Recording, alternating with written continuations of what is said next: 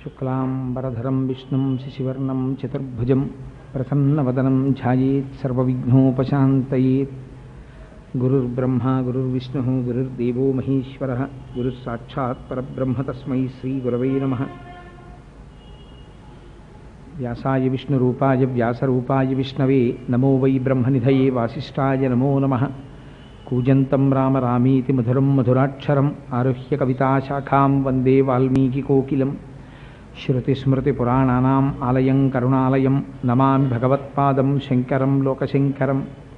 వాగర్ధావివ సంపృక్తౌ వాగర్ధప్రతిపత్తయే జగతః పితరౌ వందే పార్వతీపరమేశ్వరౌ. సూక్తిం సమగ్రేతున స్వయమేవ లక్ష్మీః శ్రీరంగరాజమహిషీముధరైః కటాక్షైః.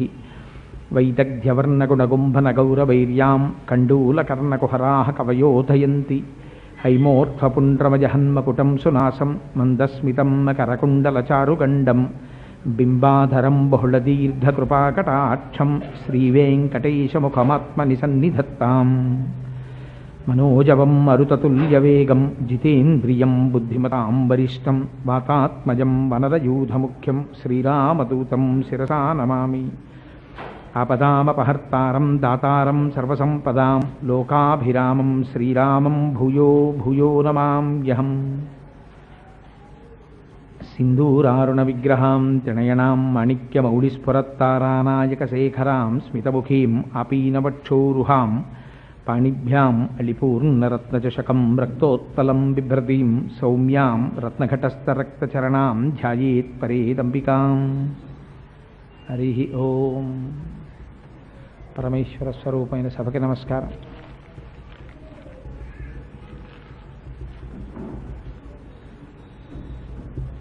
ఈ అపార్ట్మెంట్లో ఇవాళ నేను ఉపన్యాసం చేయడానికి ఒక ప్రధానమైన కారణం ఉంది. ఏమిటదంటే, మేమిద్దరం కలిసి పనిచేసినప్పటికీ మొట్టమొదట ఒక స్నేహితుడిగా పరిచయమైన తదనంతర కాలంలో నాకు భీమారావు గారు ఒక సోదర సమానుడు. ఆయన్ని ఒక అన్నగారికి ఇచ్చేటటువంటి గౌరవాన్ని నేను ఇస్తూ ఉంటాను.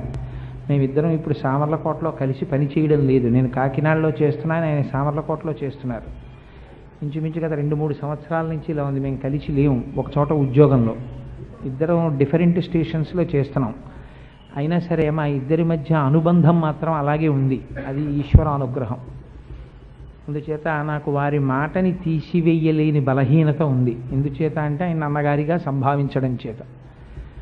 వారిక్కడ ఫ్లాట్ తీసుకుని గృహప్రవేశం చేసినప్పటి నుంచి నా యందున్న వాత్సల్యం చేత నువ్వు వచ్చి నాలుగు ఏమైనా మంచి మాటలు చెప్తావా అని అడుగుతున్నారు. నేనేమి చెప్తాను భీమదేవా అంటూ వస్తున్నాను. అంటే లేదు లేదు, ఒక సంవత్సరం అయిపోయింది, నువ్వు రాలేదు, నువ్వు ఒకసారి రావలసిందే అని నిగ్రహించారు. సరే, నేను రావడం వల్ల 4 మంచి మాటలు వినపడతాయని మీరు అనుకుంటే నాకు సంతోషమే, తప్పకుండా వస్తానని ఇవాళ బయలుదేరి వచ్చాను.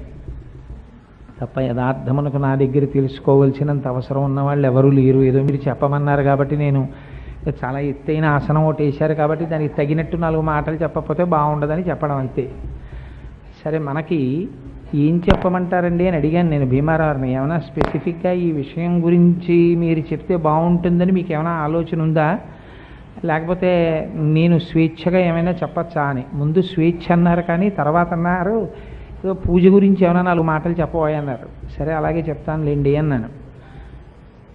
మనకి పూజా విధానాన్ని ఋషులు నిర్ణయం చేసేటప్పుడు 2 రకాలైనటువంటి నిర్ణయం చేశారు.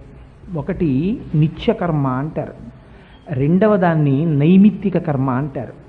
నిత్యకర్మ వేరు, నైమిత్తిక కర్మ వేరు. నిత్యకర్మకి నైమిత్తిక కర్మకి తేడా తెలియాలంటే మొట్టమొదట పెద్దలతోడి కొంతకాలము తిరిగినటువంటి వాడై ఉండాలి. 2, పంచాంగము గురించి కొన్ని విషయాలు తెలిసి ఉండాలి.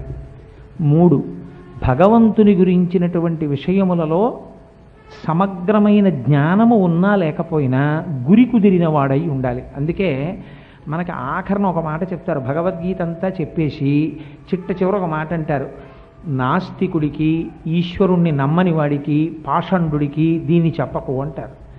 ఎందుకు చెప్పద్దు? అదేంటంటే వాడికే కదా చెప్పి మార్చాలి, మరి ఎందుకు చెప్పద్దు అంటారు? అంటే వాడికి అసలు భక్తి లేదు. వాడు ఎందుకు వింటాడంటే ఇది అబద్ధం అనడానికి వింటాడు. వాడు తప్ప ఇందులో ఏదో ఉందని తెలుసుకోవడం మొదలు పెడితే అందులో ఉన్నదేమిటో తెలుస్తుంది. అసలు ఇందులో ఏమీ లేదని వినడం మొదలెట్టిన వాడికి నువ్వు ఎంత చెప్తే అర్థం అవుతుంది. అందుకని అటువంటి పాషండుడికి చెప్పకు అంటారు. ఆ పాషండత్వం ఉన్నంతసేపు నైమిత్తిక కర్మ అర్థం కాదు, నిత్యకర్మ యందు గురి కుదరదు. అందుకని పెద్దలు నిత్యకర్మ నైమిత్తిక కర్మ అని రెండు కింద విడదీశారు. ఈ నిత్యకర్మ నైమిత్తిక కర్మ తప్పకుండా ప్రతివారు చేయవలసినది. అయితే ఒక మినహాయింపు ఇచ్చారు శాస్త్రంలో. నిత్యకర్మ మారుతుంది. నిత్యకర్మ అంటే ప్రతిరోజు చేయవలసినటువంటి కర్మ. ఇది అందరికీ ఒకలా ఉండదు. శాస్త్రం చాలా గౌరవంగా మాట్లాడింది. ఒక చిన్న పిల్లవాడు ఉన్నాడు అనుకోండి, నాకు కొడుకు ఉంటాడు, నా కొడుక్కి ఏమీ తెలియదు. అప్పుడు వాడిని ఏమంటామంటే, నాన్న ఒక్కసారి పూజా మందిరంలోకి వెళ్ళి రామా రామా రామా అని ఒక నమస్కారం చేసుకో అంటాం.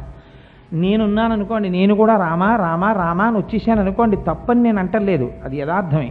సమయం లేనప్పుడు శ్రీరామ రామ రామేతి రమే రామే మనోరమే సహస్రనామ తత్తుల్యం రామనామ వరాననే 3 మాటలు చెప్పచ్చు. ఎప్పుడు సమయం లేకపోతే. సమయం లేకపోవడం అంటే మీరు కృతకంగా సమయం లేదని చెప్పేస్తే కుదరదు, నిజంగా సమయం లేని తనమై ఉండాలి, అప్పుడు చెప్పచ్చు. నిత్యకర్మ అంటే మీరు విడిచిపెట్టకూడనటువంటి కర్మ. ప్రత్యేకమైన కొన్ని పరిస్థితులలో తప్ప అసలు ఏ కారణము చేత కూడా విడిచిపెట్టడానికి వీలు లేని కర్మకి నిత్యకర్మ అని పేరు. ఇది ఎవరెవరు యజ్ఞోపవీతం వేసుకుని ఉంటారో అటువంటి వారి విషయంలో మినహాయింపు లేదు. వాళ్ళు చాలా జాగ్రత్తగా చేసి తీరవలసిందే. ఏది చెయ్యాలి నిత్యకర్మలో? సంధ్యావందనం చేసి తీరాలి. సంధ్యాహీన అశుచి స్వకర్మసు నిత్యకర్మసు. అందుకని సంధ్యావందనం ఉండి తీరాలి, అది నిత్యకర్మ. రెండవదేది నైమిత్తిక కర్మ. నైమిత్తిక కర్మ అంటే ప్రతిరోజు విశేష పూజ చెయ్యమని శాస్త్రం చెప్పలేదు. అసలు నిజంగా మీకు శాస్త్రం ఎలా మాట్లాడింది అన్న గౌరవం అర్థమైంది అనుకోండి, ఇవాళ ఉన్న చాలా పిచ్చి పిచ్చి ఆలోచనలు పోతాయి. ఇవాళ రేపు పూజలకు అర్థం లేదు. నేను ఇలా అన్నానని మీరు అనుకోవద్దు. మన మతానికి ఏది ప్రధానమైంది అంటే వేదం ప్రధానమైంది. వైదికమైనటువంటి విధానములో మాత్రమే పూజ చెయ్యాలి. అంతేకాని ఎవరిష్టం వచ్చినట్లుగా వాళ్ళు చేసేసుకుని, నేను ఇవాళ చాలా చోట్ల చూస్తున్నాను, ఒక వ్రతం చేస్తూ ఉంటారు, ఆ వ్రతం మధ్యలో వాళ్ళకి కావలసినది తీసుకొచ్చి పెట్టేసుకుంటూ ఉంటారు. మీకు అలా ఏం పెట్టేసుకోవడానికి అవకాశం ఏం లేదు, అలా స్వేచ్ఛ ఇవ్వలేదు. కల్పము అని ఉంటుంది, అది ఋషి ప్రోక్తము. ఋషి చెప్తాడు ఇలా చెయ్యాలి అని ఉంటుంది. సత్యనారాయణ వ్రత కల్పము, వరలక్ష్మీ వ్రత కల్పము, వినాయక వ్రత కల్పము. కల్పము అంటే ఇది దాటి వెళ్ళడానికి నీకు మాత్రము అధికారము లేదు, నీ స్వేచ్ఛ దీని యందు పరిమితము చేయబడినది. మీరు చూడండి, ఒక సత్యనారాయణ వ్రతం చేస్తున్నారనుకోండి, సత్యనారాయణ వ్రతం చేసేటప్పుడు మీరు వ్రత విధానంలో కొంత స్వేచ్ఛా విహారం చెయ్యొచ్చు. ఎలా చెయ్యొచ్చు అంటే, ఉదాహరణకి మీరు ఒక మంటపం వేసిన తర్వాత నవగ్రహాలని ఆవాహన చేస్తారు. నేను అలా చేయకుండా ఉండొచ్చా అండి? కుదరదు. పిలవాలి, నవగ్రహాలని పిలవాలి. ఆ పిలిచిన తర్వాత సత్యనారాయణ స్వామి వారికి పూజ చేస్తూ ఉంటారు. పూజ చేసేటప్పుడు మీరు అష్టోత్తరంతో చెయ్యొచ్చు. మీకు చాలా బిగువు ఉందనుకోండి, బిగువు అంటే చెయ్యగలిగినటువంటి శక్తి ఉందనుకోండి, చాలా సంతోషంగా చెయ్యగలను అని మీరు అనుకున్నారనుకోండి, మీరు సహస్రనామంతో చెయ్యొచ్చు. అక్కడ విష్ణు సహస్రం చెప్పి లక్ష్మీ సహస్రం చెప్పచ్చు, మీ ఇష్టం. మీరు పూజని పెంచచ్చు, అలాగా పూజని తగ్గించవచ్చు. నేను అంతసేపు కూర్చోలేనండి అన్నారనుకోండి, మీరు అష్టోత్తరం చెప్పచ్చు. నేను అంత కూడా కూర్చోలేనండి 11 నామాలు చెప్పచ్చు. కానీ స్కాంద పురాణంలో చెప్పిన 5 అధ్యాయాలు తీసేసి నేనేవో కొత్త కథలు తీసుకొచ్చి అక్కడ పెడతానండి అన్నారనుకోండి, తప్పది. అది వ్రతభంగము అన్నారు. ఎందుకనంటే ఋషి ఒక విషయాన్ని చెప్పాడు, నువ్వు ఈ 5 అధ్యాయాలు చెప్పుకోవాలి సత్యనారాయణ వ్రతం చేస్తే, అంతే. ఈ 5 అధ్యాయాలు నేను పుట్టినప్పటి నుంచి వింటున్నానండి, నాకు ఆ కథలు వచ్చేసాయి, నేను కొత్త కథలు పట్టుకొచ్చాను, అవి చాలా బాగుంటాయి, ఇంతకన్నా చాలా శక్తివంతంగా ఉంటాయి. ఆ కథలే కదండి, నేను మారుస్తాను 5 కథలు, కొత్తగా పెట్టుకుంటాను, కుదరదు. అలా పెట్టడానికి వీల్లేదు. దాని వెనకాతల ఒక సిద్ధాంతం ఉంటుంది, దాని వెనక ఒక రహస్యం ఉంటుంది. నీకేం తెలుసు ఆ రహస్యం? తెలియదు. తెలియకుండా ఇన్ని జన్మల తపస్సు చేసినా సత్యనారాయణ వ్రతంలో ఆ అధ్యాయాలు అర్థమైతే వాడు గట్టెక్కేస్తాడు అసలు. అందుకని నువ్వు అవి చెయ్యవలసిందే, ఆ కథలు వినవలసిందే. ఈ కథలు తీసేసి కొత్త కథలు పెడతానండి, వ్రతభంగం చేసావు, నువ్వు వ్రతం అని పేరు పెట్టి వ్రతం చేయలేదు. అందుచేత అలా చేయడానికి వీల్లేదు. నైమిత్తిక కర్మ అంటే మీకు పెంచవచ్చు, తగ్గించవచ్చు. కొన్ని తిథులలో మాత్రమే చేస్తాం, ప్రతిరోజు నైమిత్తిక కర్మ చేయరు. నైమిత్తిక కర్మ అంటే మీకు ఏదో ముక్కోటి ఏకాదశి వచ్చిందనుకోండి, ఆ రోజు ప్రత్యేకం విష్ణు సహస్రనామ స్తోత్రం చెప్పుకుని ఏదో పూజ చేస్తాం. ఒక మహాశివరాత్రి వచ్చిందనుకోండి, తప్పకుండా శివలింగానికి అభిషేకం చేస్తాం, లేదా శివారాధనం చేస్తాం, లేదా కనీసం జాగరణ చేస్తాం.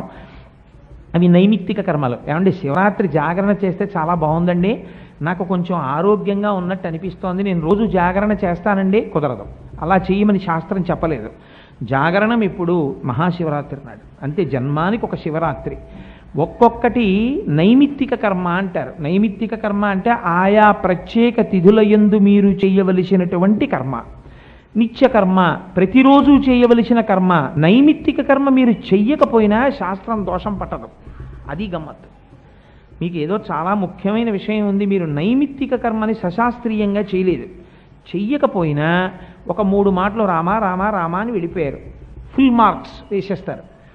నిత్యకర్మ మానేశారనుకోండి, వాడిని భ్రష్టుడు అని పిలుస్తుంది శాస్త్రం. అది మానడానికి వీల్లేదు.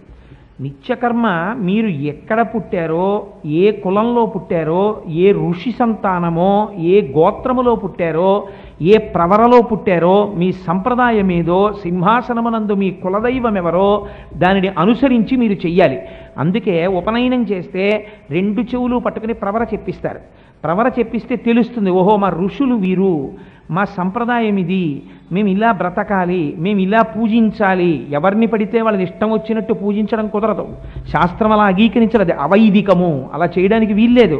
వేదము ఏది ప్రోక్తము చేసినదో, వేదం ఏది చెప్పిందో అది మాత్రమే చెప్పాలి. వేదము చెప్పినది చేసినవాడు పాషండు, నాస్తికుడు. నాస్తికుడు అంటే దేవుడు లేడన్నవాడు కాడు. వేదము చెప్పని పని చేసినవాడు ఎవడో వాడు వేదమును ధిక్కరించినవాడు వాడు నాస్తికుడు. వాడి ముఖము చూడడానికి వీల్లేదు. అలాంటి నాస్తికుడితో కలిసి తిరిగినా, కలిసి భోజనం చేసినా ప్రాయశ్చిత్తం చేసుకోవాలి ఏకాశిగా వెళ్ళి. అంటే వేదధిక్కారములు చేసినటువంటి పని చేయడానికి వీల్లేదు. వైదికముగా ఏది వేదము చెప్పినదో అట్లా మాత్రమే చెయ్యాలంతే. ఏమంటే నా సొంతంగా నేను పూజ చేసుకుంటానండి, నేను ఒక కొత్త సిస్టమ్ డిజైన్ చేశాను.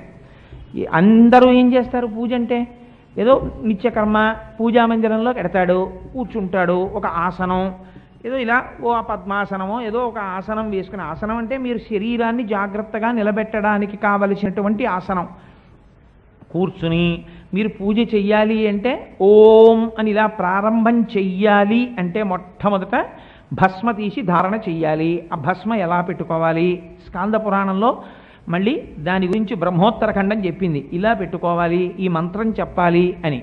ఆ భస్మ నా ఇష్టం వచ్చినట్టు పెట్టుకుంటానండి, కుదరదు. భస్మ పొడి భస్మ తీసి ఎడం చేతిలో వేసుకుని కొద్దిగా నీళ్లు పోసుకుని ఆ భస్మని కలిపేటప్పుడు 2-3 మంత్రాలు ఉన్నాయి. అందులో మీకు ఇష్టమైనటువంటి మంత్రం ఏదైతే అది మీ మనస్సుని బాగా తాకినది, విభూతిం భూతకరీ పవిత్రజననీ పాపౌగ విధ్వంసనీ సర్వోపద్రవనాశినీ శుభకరీ సర్వార్థ సంపత్కరీ భూత ప్రేత పిశాచ రాక్షస గణారిష్టాది సంహారిణి, అటువంటి మంత్రము. లేకపోతే త్రయంబకం యజామహే సుగంధిం పుష్టివర్ధనం లాంటి మృత్యుంజయ మహామంత్రంతో కలిపి అప్పుడు తీసి లలాటమునందు ధరించేటప్పుడు ఈ 2 వేళ్లదే అర్హత. ఎడమ నొసటి నుంచి కుడి నొసట వరకు వెళ్ళి ఆగిపోవాలి. అప్పుడు బొటనవేలు ఇక్కడ తగిలి ఈ 2 వేళ్ళు పైకెత్తి ఈ మధ్యలోంచి ఇక్కడికి రావాలి. భస్మధారణం చేసిన తరువాత భ్రూమధ్యమునందు బొట్టు పెట్టుకోవాలి. బొట్టు పెట్టుకుని నాకేం దాహం లేదండి, ఎందుకు పొద్దున్నే నేను ఆ నీళ్లు గీళ్లు నేను తాగలేను, నాకు పడదు, అందుకని చెప్పి నేను ఆచమనం చేయకుండా పూజ చేసుకుంటానండి, కుదరదు. ఆచమనం చేయవలసిందే. ఆచమనం చేసేటప్పుడు నేను కేశవాయ స్వాహ, నారాయణాయ స్వాహ, మాధవాయ స్వాహ ఇవి ఎందుకండి, అవే చెప్పాలి. ఏ కేశవాయ స్వాహ, నారాయణాయ స్వాహ, మాధవాయ స్వాహ లేకపోతే విష్ణు సహస్రనామ స్తోత్రంలో లేవా? నేను వనమాలి గదీశాంగీ శంఖీ చక్రీ చనందకి అందులోంచి ఏవో తీసుకుంటాను. ఓం వనమాల్యే నమః అని పుచ్చుకుంటాను. ఇంత తప్పేమిటి? ఓం కేశవాయ స్వాహ అని ఎందుకు అనాలి? అదే అనాలా? ఇంకో నామం చెప్పకూడదా? విష్ణు సహస్రంలో అన్ని విష్ణువు పేర్లే కదా. నేను ఇంకో పేరు చెప్తాను, చెప్పడానికి వీల్లేదు, అవే చెప్పాలి. ఎందుకంటే అలా మీరు చెప్పకూడదు అంటే సరిపోతుందా? అలా చెప్పకుండా ఉండడానికి ఏదైనా మార్గం ఉందా? ఆచమనం చేసేటప్పుడు ఎడం చేత్తో నీళ్లు తీసి కుడి చేతిలో వేసుకోవాలి. వేసుకునే ముందు మీ బొటనవేలు తీసుకెళ్ళి మధ్యవేలు యొక్క ప్రారంభ భాగమునందు గట్టిగా చేర్చి పైన చూపుడు వేలతో నొక్కి పట్టాలి. అప్పుడు గోవు చెవులో అవుతుంది చెయ్యి. అందులోకి ఒక మినపగింజ మునిగినంత నీటిని మాత్రమే వెయ్యాలి, అంతకన్నా ఎక్కువ నీరు వేసి కిందకి కారి మీద పడకూడదు. అంత నీరు వేసుకుని చప్పుడు అవ్వకూడదు. ఎడమ పెరివి మాత్రమే తాకించాలి. ఓం కేశవాయ స్వాహ అని ఆ నీరు పుచ్చుకోవాలి. ఎందుకంటే అంత నిబద్ధత? ఎందుకు ఈ అల్లరంతా? నేను ఇలా పుచ్చుకోను, ఉద్ధరణితో నోట్లో పోసుకుంటాను తప్ప, నీరు కదా మీరు పుచ్చుకోమన్నారు, చేతిలో పోసుకోనండి, ఉద్ధరణితో పోసుకుంటానని దోషమా? అంటే యథార్థమునకు శాస్త్రం ఎంత గౌరవంగా మాట్లాడిందంటే, పూర్వం ఇంట్లో ఒక పెద్ద ఆయన, ఒరేయ్ సాయంకాలం అసుర సంధ్య వేళలో పడుకోకూడదులే అంటే గభాలను లేచిపోయేవాళ్ళం అంతే. అంతేకాని అడిగితే తెలిసేదేమో అనుకోండి, చెప్పేవాళ్ళేమో, నేను అడగడం తప్పని నేను అంటలేదు. ఎందుకు పడుకోకూడదు అసుర సంధ్య వేళలో, నాకు నిద్ర వస్తోంది నేను పడుకుంటాను అని అడిగేవాళ్ళం కాదు, లేచిపోయేవాళ్ళం అంతే. ఒరేయ్ సిగ్గులేదురా, సూర్యోదయం అయిపోతుంటే ఇంకా పడుకుంటావులే అంటే లేచిపోయేవాళ్ళం అంతే. కానీ అలా ఋషులు కూడా అలా చెప్పారు, లే అన్నారు. అంతేకాని ఎందుకు లేవాలి అని శిష్యులు అడగలేదు, కానీ అడగకపోయినా ఋషులు చెప్పారు. అది వాళ్ళ ఔదార్యం. కొన్ని చెప్పారు, కొన్ని అర్థం చేసుకో, అనుభవము చేత గ్రహించు అని చెప్పారు. నేను మీకు ఒక్కదాన్ని మాత్రమే ఇవాళ ఉదాహరణ ఇస్తాను. నేను పూజా విధానానికి అంతటికీ కూడా అలానే చెప్పడం ప్రారంభం చేశాను అనుకోండి, ఇంకా నేను మీ అపార్ట్మెంట్లో ఒక 40 రోజులు ప్రసంగాలు చేయాలి రామాయణంలాగా. అందుకని ఎడమ చేత్తో మీరు నీరు తీసుకుని ఉదయం వెళ్ళి కూర్చున్నారనుకోండి, పూజకి కూర్చోగానే మనకి ఇక్కడ స్వరపేటిక అని ఉంటుంది. స్వరపేటిక అంటే మీ లోపల నుంచి వచ్చేటటువంటి వాయువుని ఇక్కడికి వచ్చేటప్పటికి శబ్దముగా మార్చగలిగినటువంటి ఒక పరికరం. దాన్ని ఈశ్వరుడు ఉదారంగా మనకి కటాక్షించాడు. ఆ స్వరపేటిక ఇక్కడ ఉంటుంది. ఆ స్వరపేటికని శాస్త్రం అంది, అది ఒక ముళ్ళపంది తోక ముడుచుకుంటే ఎలా ఉంటుందో అలా ఉంటుంది. దానికి మనం స్కూటర్కి వాటికి గేర్ వైర్లోనూ వాటిల్లోనూ కొంచెం లూబ్రికేషన్ అని ఆయిల్ వేస్తాం. అలాగే దానికి కూడా కొద్దిగా లూబ్రికేషన్ అవసరం అవుతుంది. ఈ మధ్య ఉపన్యాసాలు ఎక్కువైపోయి నా కంఠం దెబ్బతింటే నేను ఒక ఈఎన్టీ స్పెషలిస్ట్ దగ్గరికి వెళ్ళాను. వెళితే వాడు కంప్యూటర్లో నా కంఠం చూపించి, చూసారా మీ వోకల్ కార్డ్స్ ఎలా వాచిపోయాయో, రోజుకు 3-4 ప్రసంగాలు మీరు చెయ్యకండి, లూబ్రికేషన్ ఉండాలి కోటేశ్వరరావు గారు, కొద్దిగా నీళ్లు తాగాలండి ఉపన్యాసం మధ్యలో అన్నారు. అయ్యా నాకు అది అలవాటు లేదండి, అలా నేను తాగితే చెప్పలేనన్నాను. పోనీ వెళ్ళిపోయేటప్పుడైనా కొద్దిగా నీళ్లు తాగి వెడుతుండండి అన్నారు. మన ఋషులు ఎంత గొప్పగా చెప్పారంటే, మీరు రాత్రంతా నిద్రపోయినప్పుడు ఈ కంఠం పనిచేయదు, స్వరపేటికతో మీరేం మాట్లాడనప్పుడు ఈ స్వరపేటిక అంతా కూడా కొద్దిగా కుంచుకుంటుంది. మీరు పూజ దగ్గరికి వచ్చి ఒకేసారి మాట్లాడడం మొదలెట్టారనుకోండి, మాట్లాడడం అంటే పూజ చేయడం మొదలుపెట్టేస్తారు. సుప్రభాతం మొదలుపెట్టి కౌసల్యా సుప్రజా రామ పూర్వా సంధ్యా ప్రవర్తతే అని మొదలెట్టేసిన తర్వాత ఓ గ్లాసులు మంచినీళ్ళు ఎట్లా తాగుతాను అనరు కదా, మధ్యలో మళ్ళీ నీరాజనం వరకు నీరు పొయ్యకుండా స్వరపేటికని వాడారనుకోండి, స్వరపేటిక దెబ్బతినేస్తుంది. అందుకని మన వాళ్ళు అలాగని నీళ్లు పుచ్చుకో అని అనలేదు. ఎంత గౌరవంగా మాట్లాడారో చూడండి. మినపగింజ మునగడానికి కావలసినంత నీరు మాత్రమే మీరు ఉదయం వెళ్ళి ఆ గోకర్ణ ముద్ర పట్టి అందులోకి నీరు పోసి పెట్టగానే శరీరంలో ఉండేటటువంటి విద్యుత్తుతో ఆ నీరు కలుస్తుంది. ఇప్పుడు విద్యుత్తుతో కలిసినటువంటి నీటిని చప్పుడు చెయ్యకుండా మీరు కేవలం ఎడమ కింది పెదివికి తాకించి లోపలికి పుచ్చుకుంటే స్వాహ అని పుచ్చుకోగానే స్వరపేటిక మీద నీళ్లు పడతాయి. పడి అది చక్కగా పని చెయ్యడానికి కావలసినటువంటి తైలం వేసినటువంటి యంత్రం ఎంత బాగా పనిచేస్తుందో అలా ప్రారంభమవుతుంది. గమ్మత్తు ఏమిటంటే, విష్ణు సహస్రనామ స్తోత్రంలో అనేక నామాలు ఉన్నాయి, చెప్పకూడదా చెప్పరు. ఓం కేశవాయ స్వాహ. మీరు గమ్మత్తు చూడండి, కే అన్న దాంట్లో కా కా పలకాలంటే ఎక్కడ పలకాలి? కంఠం దగ్గర పలకాలి. కా కా అంటే ఇక్కడ పలకాలి. నీరు తగలగానే ముందు ఇక్కడ పనిచేయడం మొదలెడుతుంది. కేశవాయ స్వాహ అనగానే కంఠం పనిచేస్తుంది స్వరపేటిక, అప్పుడు మొదలు పెట్టిస్తారు. ఇప్పుడు ఇక్కడ ధ్వని తర్వాత ఎక్కడ బాగా బయటికి రావాలి? నాలుక వలన. నారాయణాయ స్వాహ. అందుకని నాలుక ఎక్కడ నొక్కితే పలుకుతుందో ఆ అక్షరం చెప్పిస్తారు. నా, అందుకని నకారంతో మొదలవుతుంది. ఇప్పుడు పెదవులు రెండు కలుసుకుంటే వచ్చేటటువంటి అక్షరం పలకాలి. మాధవాయ స్వాహ. ఇప్పుడు శబ్దము ఎక్కడెక్కడ ప్రధానముగా బయటికి వస్తుందో ఆ 3 చోట్ల ఒత్తిడిని కల్పిస్తారు ఈ నీటిని ఇచ్చి. అందుకని 3 మాటలు ఇచ్చినప్పుడు 3 చోట్ల నుంచి శబ్దం బాగా వచ్చే చోట పలికిస్తారు. కేశవాయ స్వాహ, నారాయణాయ స్వాహ, మాధవాయ స్వాహ. ఇప్పుడు ఏమైంది? 3 చోట్ల స్వరపేటికలోంచి వచ్చేటటువంటి శబ్దోచ్చారణము ఖచ్చితంగా వచ్చేట్టు చేశారు. ఇప్పుడు మీకు ఒక అనుమానం రావచ్చు, ఏమండి మేము కేశవాయ స్వాహానం కా నా మా అంటాం, మీకేమిటి అభ్యంతరం? స్వరపేటిక యాంత్రీకరణం జరిగింది కదా, స్వరపేటికకి ఒక స్కూటర్లో ఆయిల్ వేసినట్టుగా శబ్దం ప్రొడ్యూస్ చేశాం, దానికి కావలసినటువంటి లూబ్రికేషన్ చేశాం. కాబట్టి కేశవ అంటే మాకు చాలా కష్టం, అలా అనం మేము. ఎందుకంటే మేము మానిషం, ఇందులో పుట్టినా ఇంకో దాంట్లో దూరడం మాకు అలవాటైంది. అందుకని మేము ఇప్పుడు అనం భగవంతుడి నామం. అంటే అదో ప్రారంధం, మాని దానివల్ల కూడా ఏం లేదు. కానీ మన మతంలో ఉన్నటువంటి వైదికమైన సంప్రదాయానికి ఉన్న గొప్పతనం ఏమిటంటే ఏ అక్షరమును కూడా అనుసంధానము లేకుండా పలకడం. అక్షరం రాయడం మొదలెట్టినా పలకడం మొదలెట్టినా ఈశ్వరుడి కొరకే. అందుకే అక్షరాభ్యాసము, ఏది క్షరము కానిదో ఆ ఈశ్వరుణ్ణి తెలుసుకోవడానికి. నిష్కారణ శబ్దం నా నోటి నుంచి రాకూడదు, నేను మాట్లాడితే అది ఈశ్వర సంబంధమై ఉండాలి. అందుకని ఉట్టిక్క పలకను. కేశవాయ స్వాహ, స్వాహ లోపలికి యజ్ఞానికి హవిస్సు ఇచ్చినట్టు ఇస్తాం. ఓం నారాయణాయ స్వాహ, ఓం మాధవాయ స్వాహ 3 మాటలు పుచ్చుకుంటాడు. ఇప్పుడు వరుసగా భగవన్ నామాలు చెప్తాడు. ఓం గోవిందాయ నమః, ఓం అని వరుసగా నామాలన్నీ చెప్పి, ఈ నామాలు చెప్పాడు. ఇప్పుడంటే పోయిందనుకోండి అలవాటు. అసలు ఆచమనం చేయడం ఎలాగా అన్నది నిజంగా ఇవాళ ఎంతమంది చేస్తున్నారు ఆచమనం? ఆచమనం చేయడం అసలు చాలామందిని నేను చూస్తుంటాను. ఆచమనం చేసేటప్పుడు జుర్రు తాగేసేవాళ్ళు, ఆ పంచె నిండా పోసేసుకునేవాళ్ళు, ఓహో తుడిచేసుకునేవాళ్లే. కానీ చప్పుడు చెయ్యకుండా ఇలా ఆచమనం చేయడం, కొద్దిగా నీరు మాత్రమే పోసుకోవడం, ఆ ఎలా కూర్చోవాలో అలా ఆసన శుద్ధితో కూర్చోవడం, అసలు ఆ అలవాట్లే పోయాయి ఇప్పుడు. ఇది చేసిన తర్వాత ఇప్పుడు స్వరపేటికను ముందు బలపరిచి తర్వాత మన వాళ్ళు ఒక గొప్ప విషయం చెప్పారు. ముందు భస్మ పెట్టిస్తారు. దేనికి భస్మ అంటే ప్రపంచమంతా ఏదిగా మారుతుందో చిట్ట చివరికి అది భస్మ. మొట్టమొదట ఈ జ్ఞానంతో ప్రారంభిస్తాడు. ఇది ప్రాతకాలమునందు తాను తెలుసుకోవలసినటువంటి విషయం.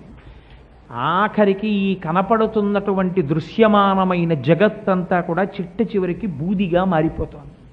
దీనికోసం నిష్కారణంగా అనైతికమైన మార్గములలో నేను వెంపర్లాడకుండెదనుగాక.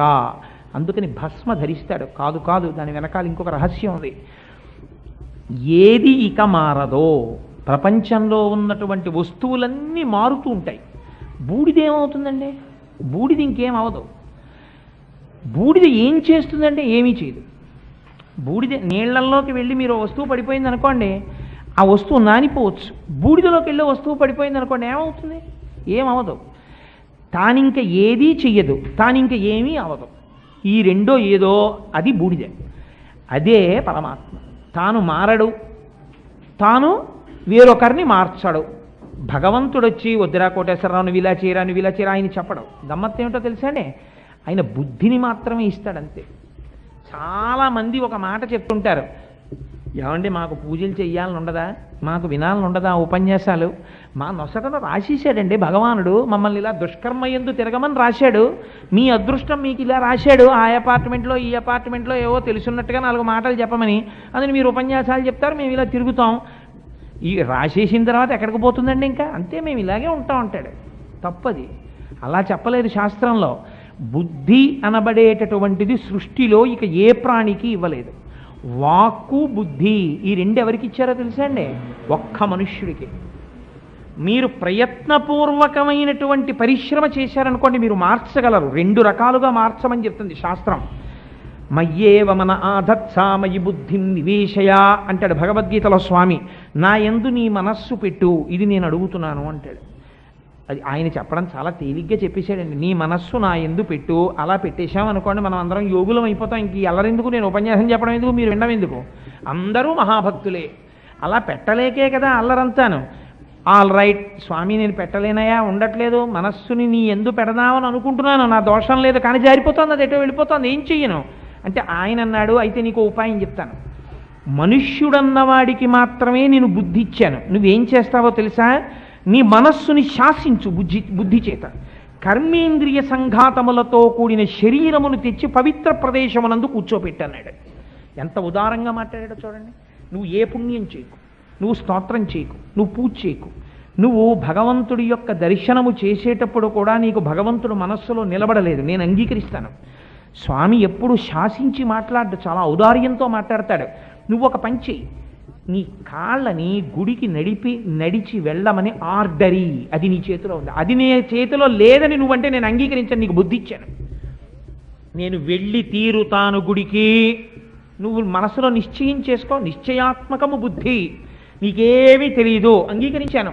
కానీ గుడికి వెడతాను, రా, ఓసారి గుడి చుట్టూ ప్రదక్షిణం చేస్తాను, తిరుగు, ఒక నమస్కారం చేస్తాను, ఇలా అంటాను, లోపల ఏమైనా తెలుసా? ఏమీ తెలియదు. ఇలా అంటాను, అందరూ అన్నారు కాబట్టి అంటానంతే. ఇలా అంటాను, గుళ్ళో కూర్చుంటాను, చాలు, నువ్వు ప్రిలిమ్స్ పాస్ అయిపోయినట్టే, నీకు సర్టిఫికేట్ ఇచ్చానన్నాడు. ఎందుకు? ఇది గమ్మత్తు. ముందు అసలు కర్మేంద్రియ సంఘాతముతో కూడిన శరీరాన్ని పట్టుకెళ్ళి అక్కడ పెట్టడానికి మీ బుద్ధి బాగుండాలి. బుద్ధి బాగులేదనుకోండి, వాడు ఎప్పుడూ రాడు గుళ్ళోకి. దానికి అనేకమైన వక్రభాష్యాలు వెతుకుతాడు. ఎందుకంటే ఆ గుళ్ళు గోపురాలు, మనసు ఉంటే సరిపోదేంటి? మీ అబ్బాయి మీద నీకు మనసు ఉంటే సరిపోదేంటి? వాడికి కావలసిన హాస్టల్ ఫీజు కట్టేసి వాడికి డీడీ పంపించేస్తే సరిపోదేంటి? మధ్యలో వాడు మీ ఇంటికి రావడం, నువ్వు వాడి దగ్గరికి వెళ్ళడం ఎందుకు? అక్కడ ఉండదు. అక్కడ మాత్రం మనస్సు ఉంటే సరిపోదు. ఏంటంటే బాధ్యత తెలుసుకోవడానికి ఎందుకు అబ్బాయి దగ్గరికి వెళ్ళడం? అండవు, వెడతాడు. ఎందుకు వెళ్ళాలి అంటే అప్పుడప్పుడు చూసుకుంటూ ఉండాలండి కొడుకుని. అక్కడికి వెళ్ళేటప్పటికి నీకు ప్రేమ ఉంది, ఎన్ని వంకలైనా చెప్తావు కొడుకు దగ్గరికి వెళ్ళడానికి. ఇక్కడ నీకు ప్రేమ లేదు, ఈశ్వరుడు ఎందు వెళ్లకుండా ఉండడానికి వంకలు చెప్తావు. నీ బుద్ధి వక్రించిందని అంగీకరించు, శాస్త్రమునందు దోషం చెప్పకు. నీ బుద్ధి పాడైంది. నీకు ప్రేమ ఉన్నది, నువ్వు వెడతావు గుడికి, వెళ్ళేం చేస్తావు? ప్రదక్షిణం చేస్తావు, కూర్చుంటావు. అలా కూర్చో, మిగిలింది ఏం చెయ్యాలో నేను చెప్తానన్నాడు స్వామి. నువ్వు వెళ్ళగా వెళ్ళగా వెళ్ళగా నీ మనస్సుకి ఒక బలహీనత ఉన్నది. ఏది అలవాటు చేశావో దాన్ని పట్టుకుంటుంది. ఓసారి గుళ్ళోకి వెళ్ళి రావాలి, 8:30 అయింది కదా, గుళ్ళోకి వెళ్ళి రావాలంటుంది, గుడికి ఎడుతుంది. ఓసారి అలా తిరుగుతుంది, కాసేపు కూర్చుంటుంది. మెల్లిమెల్లిగా కూర్చున్న తర్వాత ఊరుకుంటుందా? ఆయన ఎవరో రుద్రాభిషేకం చేస్తుంటాడు, మనం కూడా పోనీ ఒక్క సోమవారం వచ్చి అభిషేకం చేసుకుంటే పోలేదా అంటుంది. అభిషేకం చేస్తుంది. ఆయన ఆచమనం చేయండి, ఓం కేశవాయ స్వాహ అంటాడు.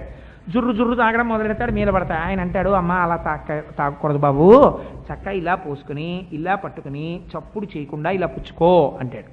పుచ్చుకున్నాడు, ఏదో కొద్దిగా వచ్చింది. ఇది ఏదో అలవాటు పోతుందేమో, పోనీ రోజోసారి ఓం కేశవాయ స్వహం నారాయణ స్వహం మాధవాయ స్వహ అంటే తప్పేమిటని ఇంట్లో మొదలెడతాడు. ఇప్పుడు అనుమానం బయలుదేరింది. ఇలా ఎందుకనాలి కేశవాయ స్వాహ నారాయణాయ స్వాహ మాధవాయ స్వాహ? 10 మందిని అడుగుతాడు. ఏమంటే ఎందుకండి కేశవాయ స్వాహాయ అనాలి, ఇంకో మాట అనకూడదా? నేను శంభవే స్వాహ అంటాను, లేకపోతే ఓం అయ్యప్ప స్వామినే స్వాహ అంటాను, అనకూడదా? నేను పూజ చేస్తున్నాను అయ్యప్ప స్వామిని, నేను దీక్షలో ఉన్నాను. అయ్యప్ప స్వామి దీక్షలో ఉన్న వాళ్ళు ఆచమనం చేస్తే అయ్యప్ప స్వామి నామని చెప్పడం మీరు విన్నారా? ఉండదు, కేశవాయ స్వాహాయే. కారణం నేను ఇందాక మీకు చెప్పింది, కకారంతో లూబ్రికేట్ అవ్వాలి. కా బ్రహ్మశబ్దం, కా ఆనంద శబ్దం, కాతో అసలు ఏది ప్రారంభించినా పెద్దలు కకారంతో ప్రారంభం చేస్తారు. అందుకే శివానంద లహరిని శంకర భగవత్పాదులు ప్రారంభం చేస్తే కళాభ్యాం చూడాలంకృతి కళాభ్యాం అని మొదలెట్టారు. అందుకని పూజ కూడా కేశవాయ స్వాహతోటే మొదలు. చాలా ఎంత గొప్పగా మాట్లాడారండి మన వాళ్ళు. నిజంగా ఋషులు దార్శనికులై మాట్లాడారు. అనవసరపు మాటలు, పనికిమాలిన మాటలు వాళ్ళు మాట్లాడలేదు. ఈ బుద్ధి మిమ్మల్ని ఈశ్వరుడి వైపుకి తిప్పాలి. ఎంత తిప్పితే మీరంత సుఖంగా ఉంటారు. మీకు నేను ఒక్క మాట చెప్తాను, మీరు వినండి. నా వాచి పోయిందనుకోండి, ఒక ఉదాహరణకి చెప్తున్నాను. నాకు వాచి ఒకటి పడిపోయింది ఎక్కడో, వెంటనే నేను ఈశ్వరానుగ్రహం చూడడం అలవాటైందనుకోండి. నాకు చూసావా, ఈ వాచి పోవడం వెనక అసలు నాకు ఏదో రక్షణ ఉందన్నమాట. ఈశ్వరుడు నన్ను ఎక్కడో రక్షిస్తున్నాడు. ఈ వాచీయే పోకపోతే నాకు ఏదో ప్రమాదం జరిగి ఉండేదన్నమాట.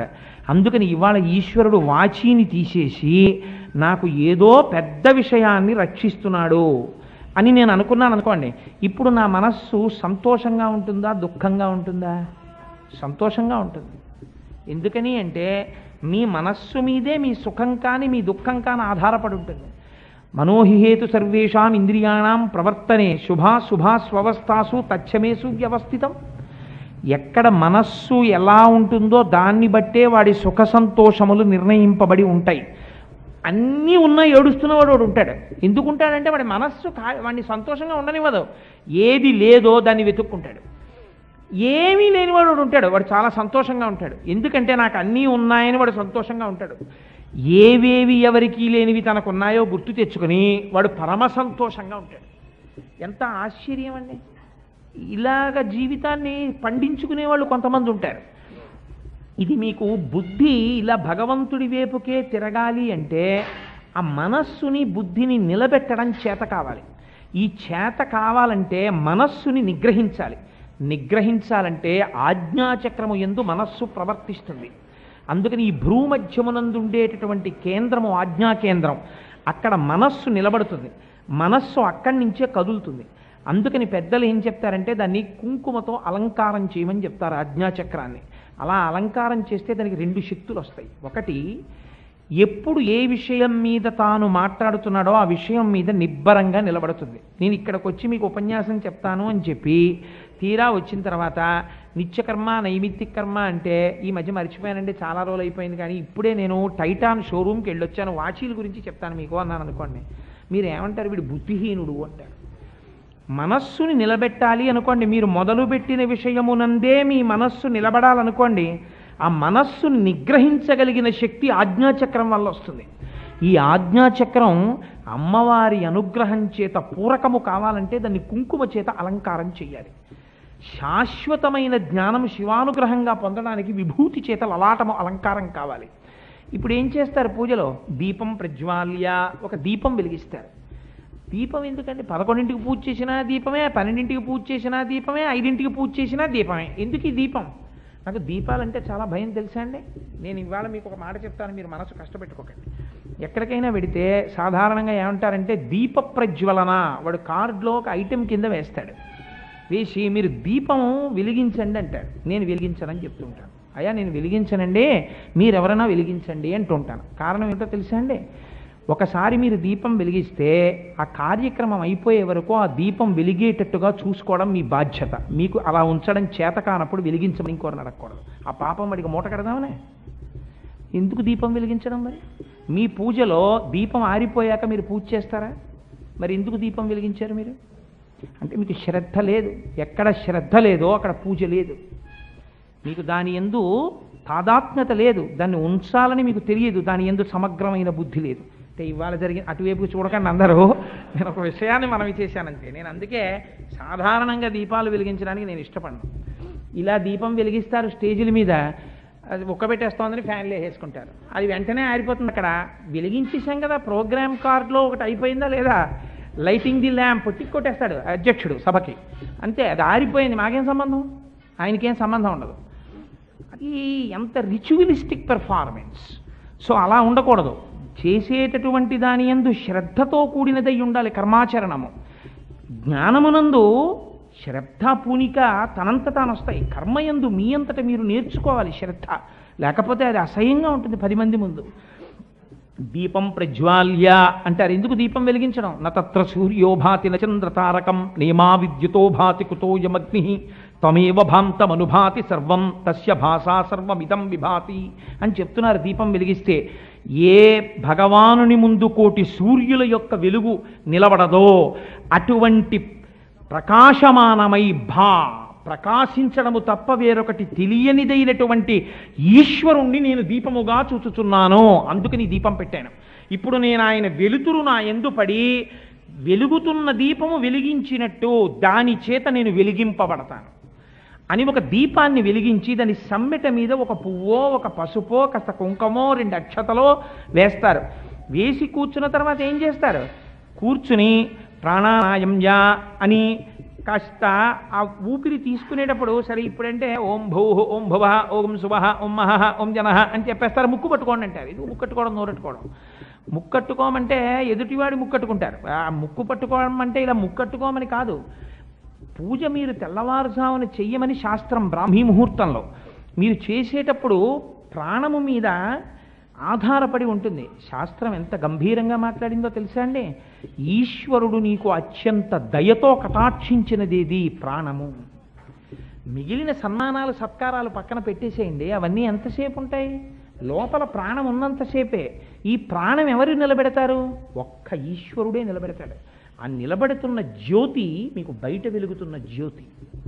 అందుకని ఇక్కడ జ్యోతి ఏది వెలుగు. అందుకే ఇంట్లో దీపం ఉండగా ఇల్లు చక్కబెట్టుకో, ఇక్కడ దీపం ఉండగా పుణ్యకర్మలు చేయడం నేర్చుకో.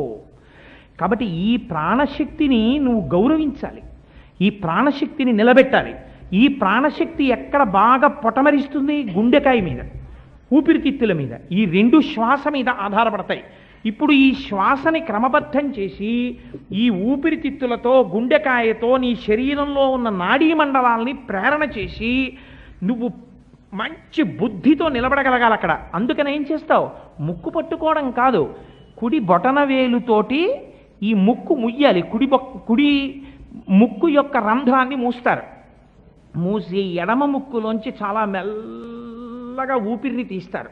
దాన్ని రేచకము అంటారు.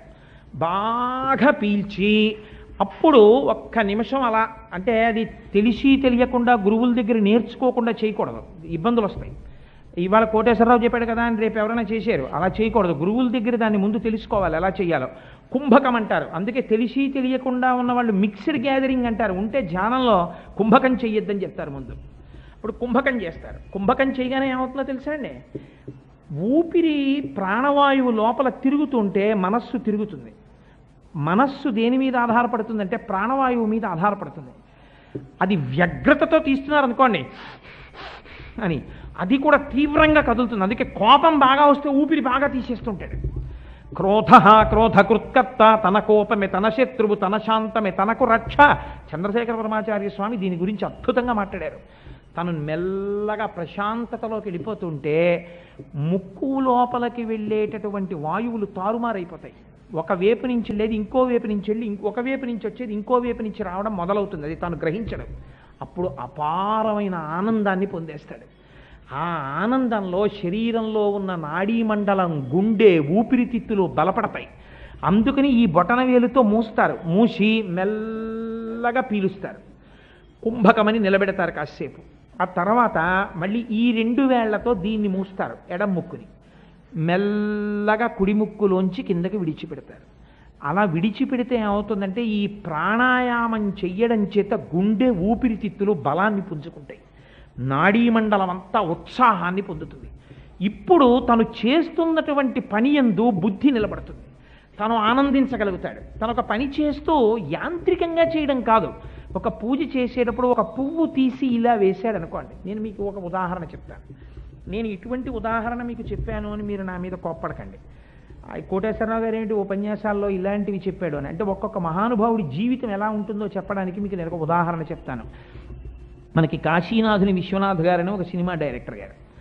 ఆయన బయట ప్రపంచానికి సినిమా డైరెక్టర్ ఏమో, నాకైతే విశ్వనాథ్ గారు ఎక్కడైనా కనపడితే అక్కడ ఎదురుగుండా బురదగుంటుండి నేను తెల్లబట్టలతో ఉంటే నేను ఒక్క క్షణం ఆలోచించకుండా బురదగుంటలో కింద పడిపోయిన పాదాలకి ప్రణిపాతం చేసేస్తాను. ఆయన అంతటి మహానుభావుడు నా దృష్టిలో.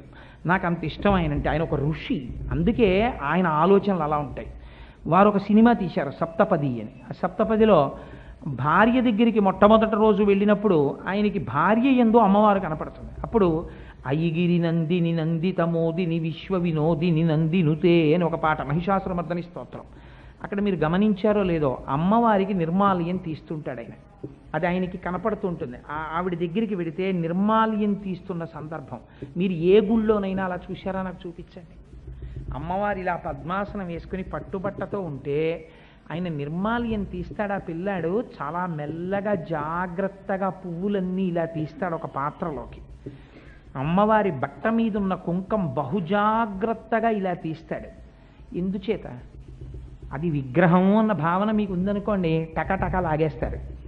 అమ్మవారు కూర్చుందనుకోండి మీ ఎదురుగుండా, నిజంగా అమ్మవారు ఇలా కూర్చుంటే అమ్మవారి ఒళ్ళో కుంకం పడిందనుకోండి, ఈ కుంకం తీసేసి మీరు కొత్త కుంకంతో పూజ చేయడానికి అమ్మవారు ఎదురుగుండా కూర్చున్నారు.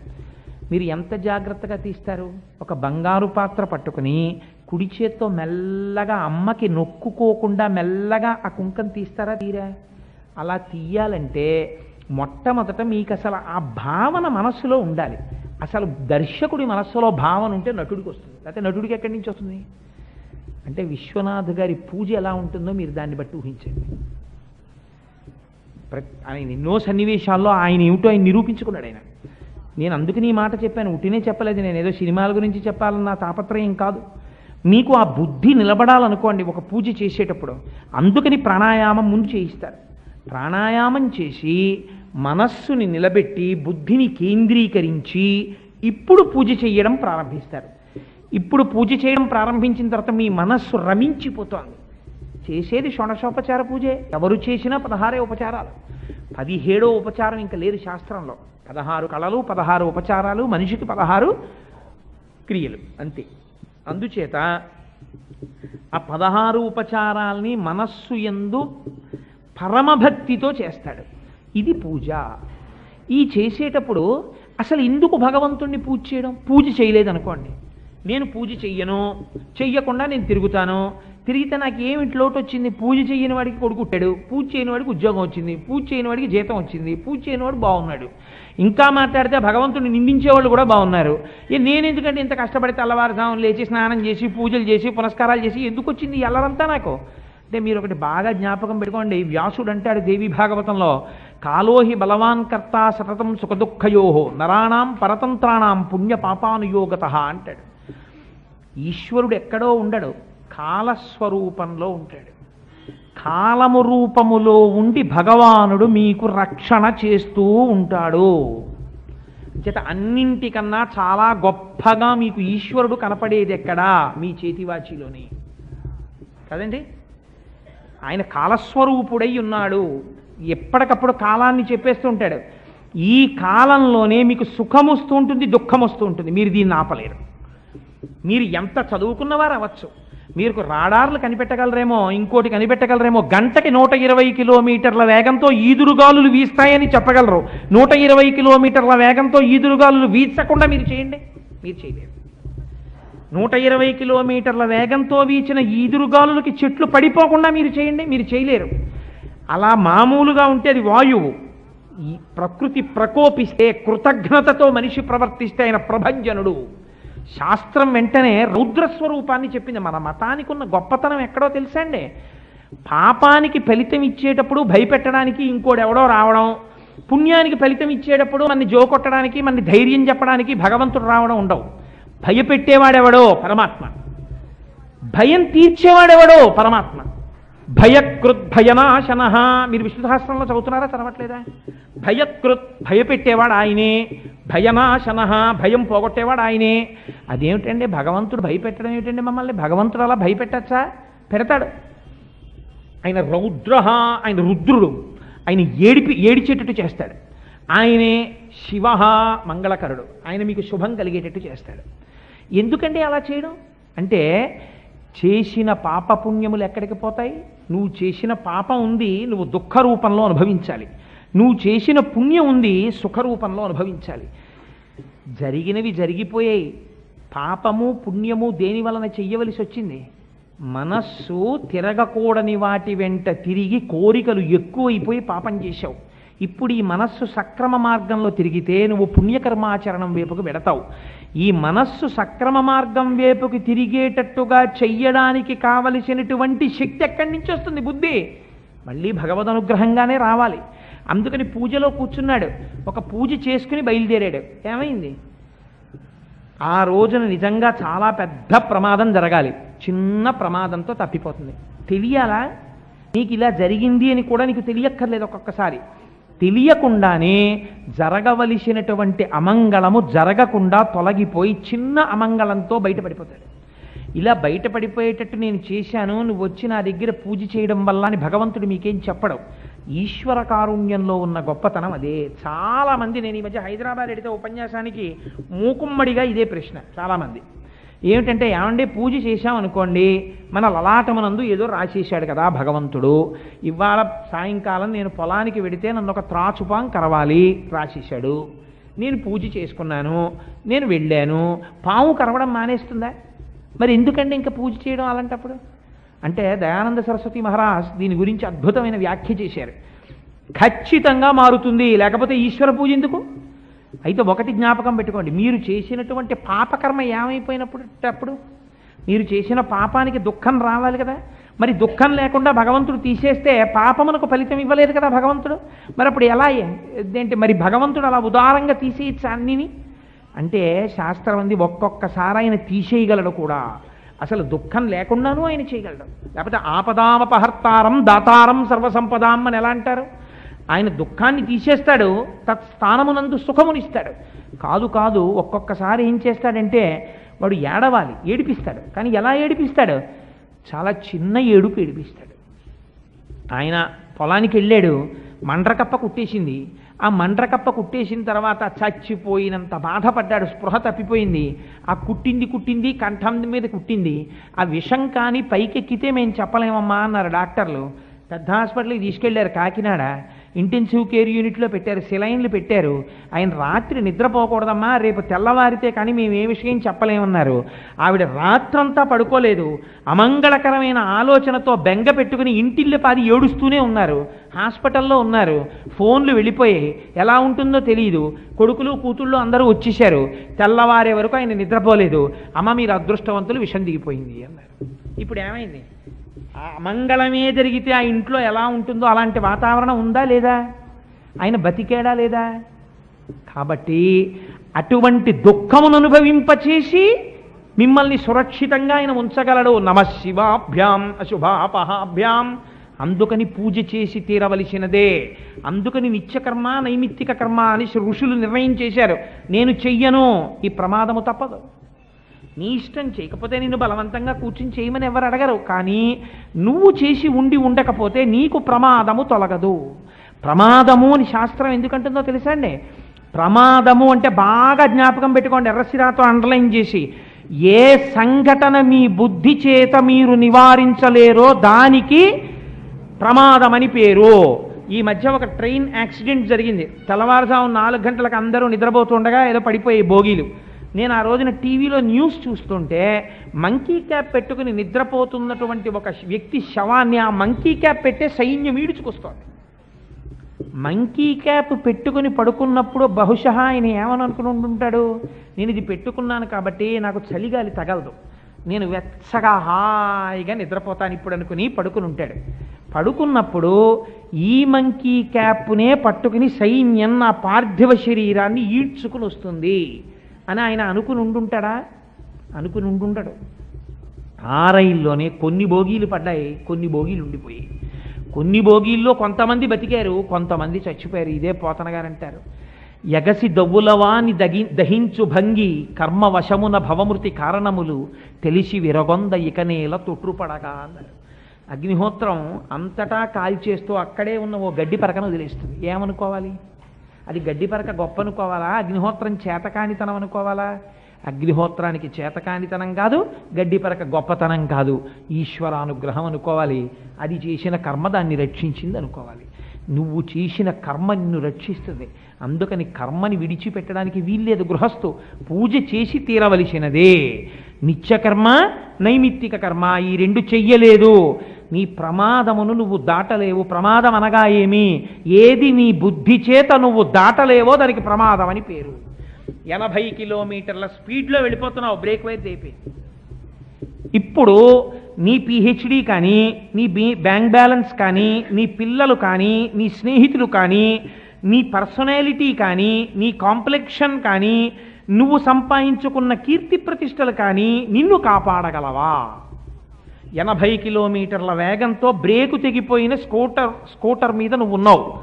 ఇది నీ బుద్ధి చేత ఇప్పుడు నువ్వు తప్పించుకోలేని స్థితి యందు నీవు ఉన్నావు. ఇప్పుడు ఏమైంది? నిజంగానండి ఎలా బతికానో నాకే తెలీదు, రాళ్లకుప్ప కనపడిందండి, గబాలన స్కూటర్ రాళ్లకుప్ప మీదకి ఎక్కేసింది, ఆ స్పీడ్ తగ్గిపోవడంలో ఇటు పడిపోయాను, బస్సు ఏమో స్కూటర్ నుంచి వెళ్ళిపోయింది, పప్పు అయిపోయిందండి స్కూటర్, బతికాను అంతే చాలంటే. ఏమైంది? ఇంకా అట్టే మాట్లాడితే ఓ 40 యాపిల్ పళ్ళు వస్తాయి ఇంటికి, చూడడానికి వచ్చిన వాళ్ళందరూ పళ్ళు ఇచ్చేయండి. కాబట్టి రావలసిన ప్రమాదం వచ్చిందా? రాలేదు. సరికదా, రక్షణ పొందావు. నీ బుద్ధి చేత నువ్వు దేన్ని తప్పించలేవో దానికి ప్రమాదమని పేరు. ఆ ప్రమాదమును తప్పించగలిగినదేది? బుద్ధికి అతీతమైన ఈశ్వర శక్తి. ఆ ఈశ్వర శక్తి నీకెందుకు లొంగుతుంది? నీ బుద్ధిని నువ్వు సక్రమ మార్గంలో పెట్టుకుంటే. అది ఎలా పెట్టగలవు? ప్రాణాయామము చేత. ప్రాణాయామం ఎందుకు? ఈశ్వరానుగ్రహము కొరకే, వేరొక దానికి కాదు. మన దాంట్లో ఏది చేసినా ఈశ్వరుడి కొరకే, ఇంకొక దానికి లేదు. అందుకే అంటారు, అత్సపు చీకటింబడి గృహవ్రతులై విషయ ప్రవృష్టులై చచ్చుచు పుట్టుచున్మరల చెర్విత చెర్వినులైన వారికి జెచ్చర పుట్టునే పరులు చెప్పిననైన నిజెచ్చనైన ఏమిచ్చిననైన కానలకు ఎగిననైన హరిప్రబోధముల్లన్నాడు ప్రహ్లాదుడు. ఎంత కడుపు మండిపోతే ఆ మాట అన్నాడో చూడండి. ఎటువంటి బ్రతుకులురా బతుకులు!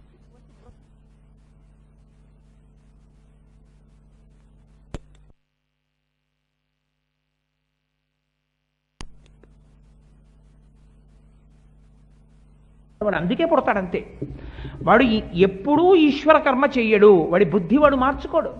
చచ్చుచు పుట్టుచున్మరల చెర్విత చెర్విణులైన వారికింజిచ్చర పుట్టునే పరులు చెప్పిననైన నిజేచ్ఛనైన కానలకు ఏగిననైన వాడి అరణ్యాలకి తీసుకెళ్ళిపోయినా ఒకడొచ్చి చెప్పిన తనంత తాను తన బుద్ధికి మాత్రము తోచదో.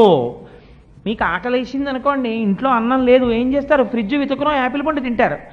యాపిల్ పండు కూడా కనపడలేదు అనుకోండి, స్టవ్ దగ్గరికి వెళ్ళి పాలు ఉంటే కాచుకుని ఒక గ్లాసుడు తాగుతారు.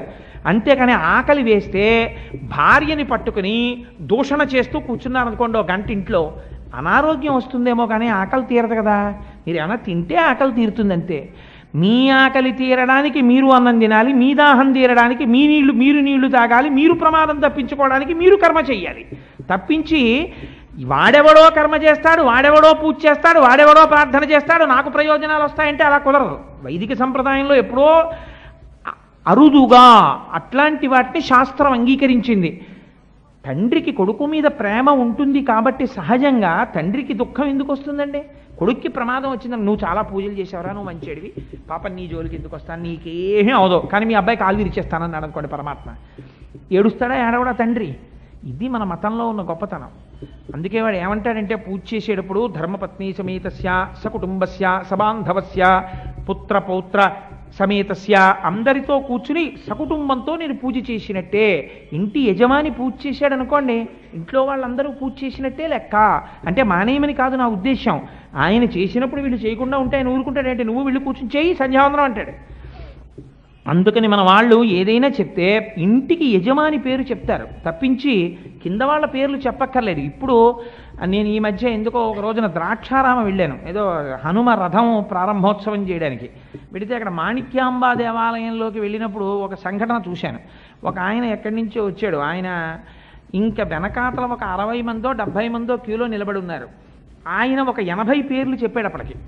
చెప్పి తర్వాత ఆయన చెప్పి విసిగిపోయాడు. నిజంగా అర్చకుడు విసిగిపోయి, ఇదేంటి వెనక వాళ్ళందరూ విసిగిపోతున్నారు, కదలడం, ఉండండి అంటాడు. భార్యని ఇంకెవరు అంటున్నాడు.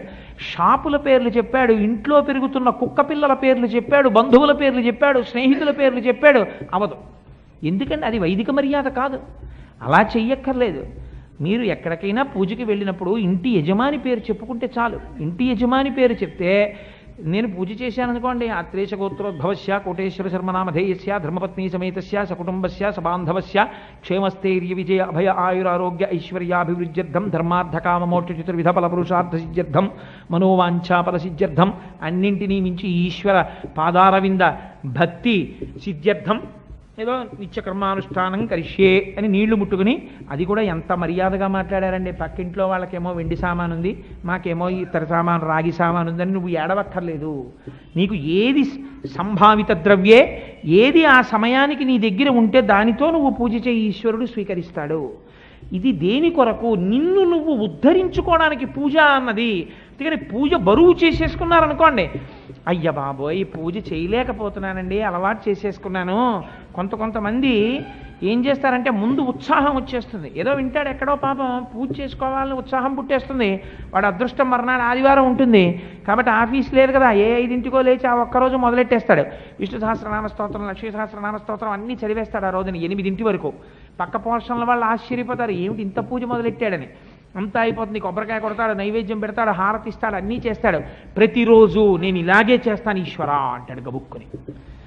2 రోజులు లేస్తాడు, 3 రోజులు లేస్తాడు, 4వ రోజు 5ంటికి లేవలసి వస్తే ఈశ్వరుడు పెద్ద విలన్లా కనపడతాడు. వీడు నా ప్రారంధానికి ఈశాన్యంలో కూర్చున్నాడు, 5 హాయిగా చల్లగా ఉంది, ఎవ్వడూ లేవడు, నేను ఒక్కడనే లేవాలి. ఇది లేవదు, కాఫీ ఇవ్వదు, పాలు ఎక్కడున్నాయో తెలియదు, కాఫీ తాగకపోతే ఆ పూజకు కూర్చోబుద్ధి ఇది. కరెక్ట్గా వీడు పూజ కూర్చుని ఆచమ్య అనేటప్పటికీ సే పాలు మరిగించు అంటుంది ఆవిడ, వీడి చెవులు అవుపడుతుంటాయి. కాఫీ గ్లాసులోంచి గ్లాసులో పోసుకుంటున్నట్టు, ఈ దిక్కుమాల పూజ నేను ఇదేమో 8 అయితే తప్ప అవదు, కాఫీ లేదు, చచ్చిపోతున్నాను, ఎందుకు పెట్టేసుకున్నానో ఇవన్నీ.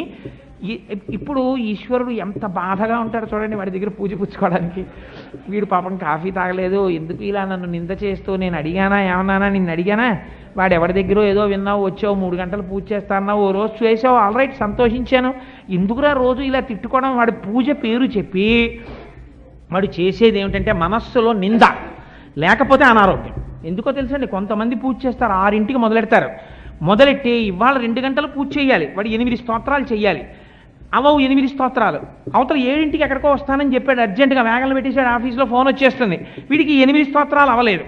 అందుకని ఇంకా శ్రీమాత శ్రీ మహారాజ్ఞి ఇంతే మీకు వినపడుతుంది. ఆ తర్వాత మీకు మధ్యలో ఎక్కడో వినేటప్పటికీ సర్వానుల్లంఘ్య శాసన అన్నది ఏదో లీలగా వినపడుతుంది. అంటే అంత స్పీడు, చదివేస్తూ ఇలా చూస్తూ, చదివేస్తూ ఇలా చూస్తూ, ఇలా విసిరేస్తూ, ఇంకా హారతోటి ఉండిపోయిందిరా బాబు అని మధ్యలో ఆవిడ మీద పెద్ద కేకేసి.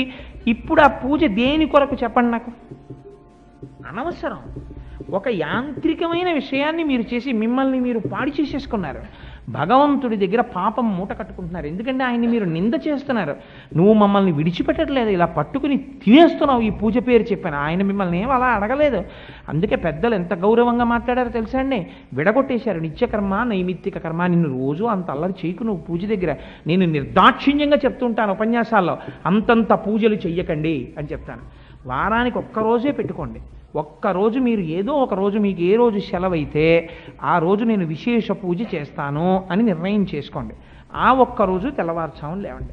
ఆ ఒక్కరోజు ఎవరితో ప్రమేయం పెట్టుకోకుండా 1 గంటన్నర ఎంతో పెట్టుకోండి. బాగుంటుంది, సరదాగా ఉంటుంది. నేను కాదన్నాను. కొత్తగా వివాహం అవ్వడం ఎటువంటిదో, కొత్తగా పూజ మొదలెట్టడం అటువంటిది. అది ముందు చాలా సంతోషంగా ఉంటుంది. ఏంటో ఆయన అలా చెప్పాడు కానీ రోజు చేయించండి అంటాడు. పుట్టిది 10 రోజులు ఎప్పుడు బరువు అయిపోతుంది. మీరు ఇవాళ ఒక్కరోజే ఈ గంటన్నర సంతోషంగా చేస్తానని కూర్చున్నారనుకోండి, మిమ్మల్ని మీరు ఉత్సాహపరచుకోవడానికి 10 రూపాయలు రంగురంగుల పువ్వులు తెచ్చుకుని అన్నీ పెట్టుకున్నారనుకోండి, మీకు చెయ్యబుద్ధేస్తుంది. మీరు అలా పూజ చేస్తే క్రమక్రమంగా యాక్సెప్టబిలిటీ అంటే ఇంగ్లీష్లో మనస్సు అంగీకరిస్తుంది. ఎస్, బాగుంది, ఇది నేను చేస్తానంటుంది. అది బాగా ఒప్పుకుంది.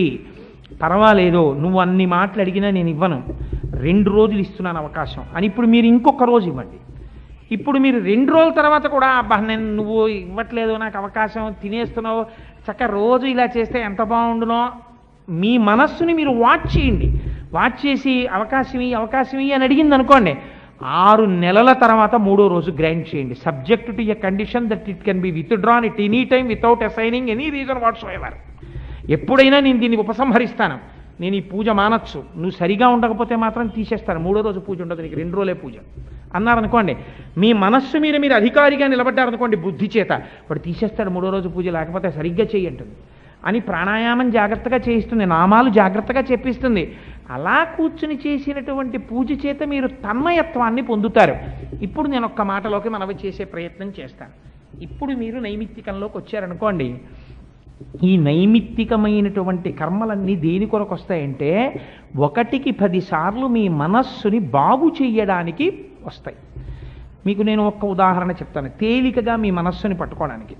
ఇప్పుడు పండగ అని ఒకటి లేదనుకోండి, మనం ఇల్లు ఎప్పుడూ దులపం, దులుపుదాని లేదురు అని వదిలేస్తాం. ఇప్పుడు దసరా శరన్నవరాత్రులు వస్తున్నాయి అనుకోండి, ఇంట్లో అందరూ బూజులు దులిపించేసుకుంటున్నారు అనుకోండి, అందరూ దులిపించుకుంటున్నారు, శరన్నవరాత్రులు వస్తున్నాయి, బాగుండదని మనం కూడా దులుపుకుంటాం. గ్రహణం వచ్చింది, స్వామికి స్నపన చేశారనుకోండి, చాలామంది ఇవాళ విగ్రహాలు కడిగేసామని అంటారు. విగ్రహాలు కడిగేది గ్లాసులా చెంబులా అంటే వాడి భావన అంతే, అలాగే ఉందన్నమాట దాని యందు. స్నపన అంటే స్వామి స్నానం చేశారు, గ్రహణం పట్టింది కాబట్టి స్వామి స్నానం చేస్తున్నారు ఇవాళ మంత్రపూర్వకంగా. ఆయన అభిషిక్తుడై కూర్చున్నాడు అభిషేకం చేసుకుని అని మీరు భావన చేశారనుకోండి, మాట మారిపోతుంది, మీరు అలా అనలేరు. దేవుణ్ణి తోమేశానండి అంటారు కొంతమంది. నేను ఇవాళ ఏమిటమ్మా చాలా హడావిడిగా ఉన్నారంటే, ఇవాళ దేవుళ్ళని తోమేమండి అంటారు. దేవుళ్ళని తోమడం ఏమిటంటే ఆవిడికి గిన్నెకి ఈశ్వరమూర్తికి తేడా కనపడలేదు. ఆవిడ తప్పు కాదు అది, ఎందుకంటే ఒక గిన్నెని చింతపండు పెట్టి తోమింది, ఇవాళ ఈ విగ్రహాన్ని కూడా చింతపండు పెట్టి తోమింది. అంతేకాని లేదు నేను స్వామికి స్నపన చేశాను అందనుకోండి, మారిపోయింది ఆవిడ భావన. స్వామి నీకు నేను నా పూజామందిరంలో నీకు ఇంత ధూళి పట్టడమా? పిల్లాడికి ఒంటి మీద కురుపొస్తే అమ్మ ఒప్పుకోకుండా మచ్చపడిపోతుంది, ఒంటి మీద తెల్లటి ఒళ్ళని ఎంత శ్రద్ధగా సున్నిపిండి పెట్టి స్నానం చేస్తుందో అలాగా స్వామి చూడు నీకు ఇవాళ చక్కగా ఎలా అభిషేకం చేసేస్తాను అని చెప్పి సున్నిపిండి పెట్టి చక్కగా అభిషేకం చేసి చేసుకున్నారనుకోండి, అంతకన్నా గొప్ప పూజ లేదు. ఇంకా మీ భావన బట్టి పూజ అంతే. స్నపన చేశాను అన్నాడు అనుకోండి, అదొక పూజ. నైమిత్తిక కర్మలు దేని కొరకు వస్తాయంటే బయట ఇంటిని మీరు ఎలా చూస్తున్నారో లోపల కూడా అలా చెయ్యాలి. ఇది పట్టుకుంటుంది. ఎలా పట్టుకుంటుంది, ఎంత గమ్మత్తుగా ఉంటుందో మీకు నేను ఒక ఉదాహరణ చెప్తాను. కార్తీక సోమవారాలని మొన్నటి వరకు ఉన్నాయి, అసలు అన్నప్పుడు పిలుద్దాం అనుకున్నట్టు ఉపన్యాసానికి నాకు ఖాళీ లేకపోయింది. కార్తీక సోమవారం శివుణ్ణి ఎందుకు పూజ చేయాలి? మంచి ప్రశ్నే.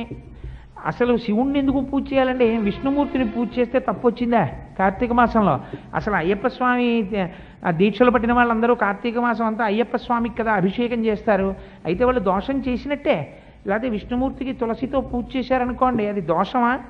అంటే ఏకో దేవ సర్వభూతాంతరాత్మ సర్వభూతాదివాస అని కేవలో నిర్గుణశ్చ సాక్షి చేత అంటుంది వేదం. ఆయనకి అసలు ఏ గుణము లేదు, ఆయనకి ఏ రూపము లేదు, ఆయన నిర్వికారుడు, నిరంజనుడు. అటువంటి వాడు మీరు చేస్తున్న పనులకు సాక్షిగా ఉంటాడు ఆత్మరూపుడై. ఇప్పుడు వాడికి మీరు ఉపాసన కోసమని ఒక రూపాన్ని ఇచ్చారు, ఇలా ఉండు అని మీరు అడిగారు, అలా ఉంటాడు. అంతేకాని నిజానికి ఆయనకి ఏమీ ఇది లేదు. నేను మీకు ఒక్క ఉదాహరణ చెప్తాను, అలా చెప్తే మీకు కొంచెం నేను ఏదో దాట వేసినట్టుగా మీకు కనిపించవచ్చు. మీరు కుండ మీద మూత పెట్టేటటువంటి ఒక మూకుడు లాంటిది ఉంటుంది, పళ్ళెం మట్టితో చేసింది. మీరు ఒక పళ్ళెం దగ్గరికి వెళ్ళి నీవెవరు అని మీరు అడిగారు అనుకోండి, ఒకవేళ అది మీతో మాట్లాడగలిగింది అయితే అది నేను కుండ మీద మూతను అందనుకోండి. మీరు వేరొక మూత దగ్గరికి వెళ్ళి నీవెవరు అని అడిగారు అనుకోండి, అది కూడా నేను కుండ మీద మూతను అందనుకోండి. వాళ్ళిద్దరు అబద్ధం చెప్పారు. ఎందుచేత అంటే మూత అన్నది వాళ్ళకున్న పేరు అంతే. వాళ్ళు యథార్థమునకు ఎవరంటే అది మట్టి అంతే. కుండ మీద మూత మట్టి కన్నా అస్తిత్వం దానికి లేదు, అది మట్టి. మూత విరిగిపోయింది కింద పడి, ఇప్పుడు దాన్ని మూత అని మీరు అంటారా? మీరు అనరు. మూత విరిగిపోయింది కాబట్టి ఏం చేస్తారు? బయట పారేస్తారు. బయట పారేస్తే ఏమైంది? మట్టి అయింది. ఇప్పుడు ఆ మట్టి మళ్ళీ ఏమవుతుంది? మూకుడు అవ్వచ్చు, కుండ అవ్వచ్చు, ఏదైనా అవ్వచ్చు. కానీ కుండ మట్టి అవుతుంది తప్ప, మట్టి కుండ అవుతుంది తప్ప కుండగానే మట్టి ఉండిపోవడం అన్నది మాత్రం ఎప్పటికీ ఉండదు. మారిపోతుంది కుండ. కుండ ఇవాళ ఉంటుంది, రేపు ఉంటుంది, ఎల్లుండి ఉంటుంది, 10 రోజులు ఉంటుంది, 5 ఏళ్ళు ఉంటుంది, 6 ఏళ్ళు ఉంటుంది, ఏదో ఒకనాడు పగిలిపోతుంది. తాను ఏది సత్యమైన రూపమో సత్య వస్తువులోకి అది వెళ్ళిపోతుంది, మట్టిలోకి వెళ్ళిపోతుంది. అది సత్యం, అది మట్టి, దాని స్వరూపం అది. ఏది సత్యమైనటువంటి వస్తువో సత్యమైనటువంటి వస్తువు వైపుకి వెళ్ళాలి. ఈ శాశ్వతత్వమైనటువంటి మట్టి ఈశ్వరుడైతే అది ఒకనాడు మూతగా ఉన్నది, మీకు ఉపయోగపడింది. కుండగా ఉన్నది, మీకు ఉపయోగపడింది. అందుకేగా ఇంట్లో పెట్టుకున్నారు. దాన్ని మీరు విష్ణువుగా చూశారు ఒకలాగా, ఆల్ రైట్, తప్పేం లేదు. లలితమ్మగా చూశారు, తప్పు లేదు. శివుడిగా చూశారు, తప్పు లేదు. విష్ణువుగా చూశారు, తప్పు లేదు. అవి నామరూపాలు.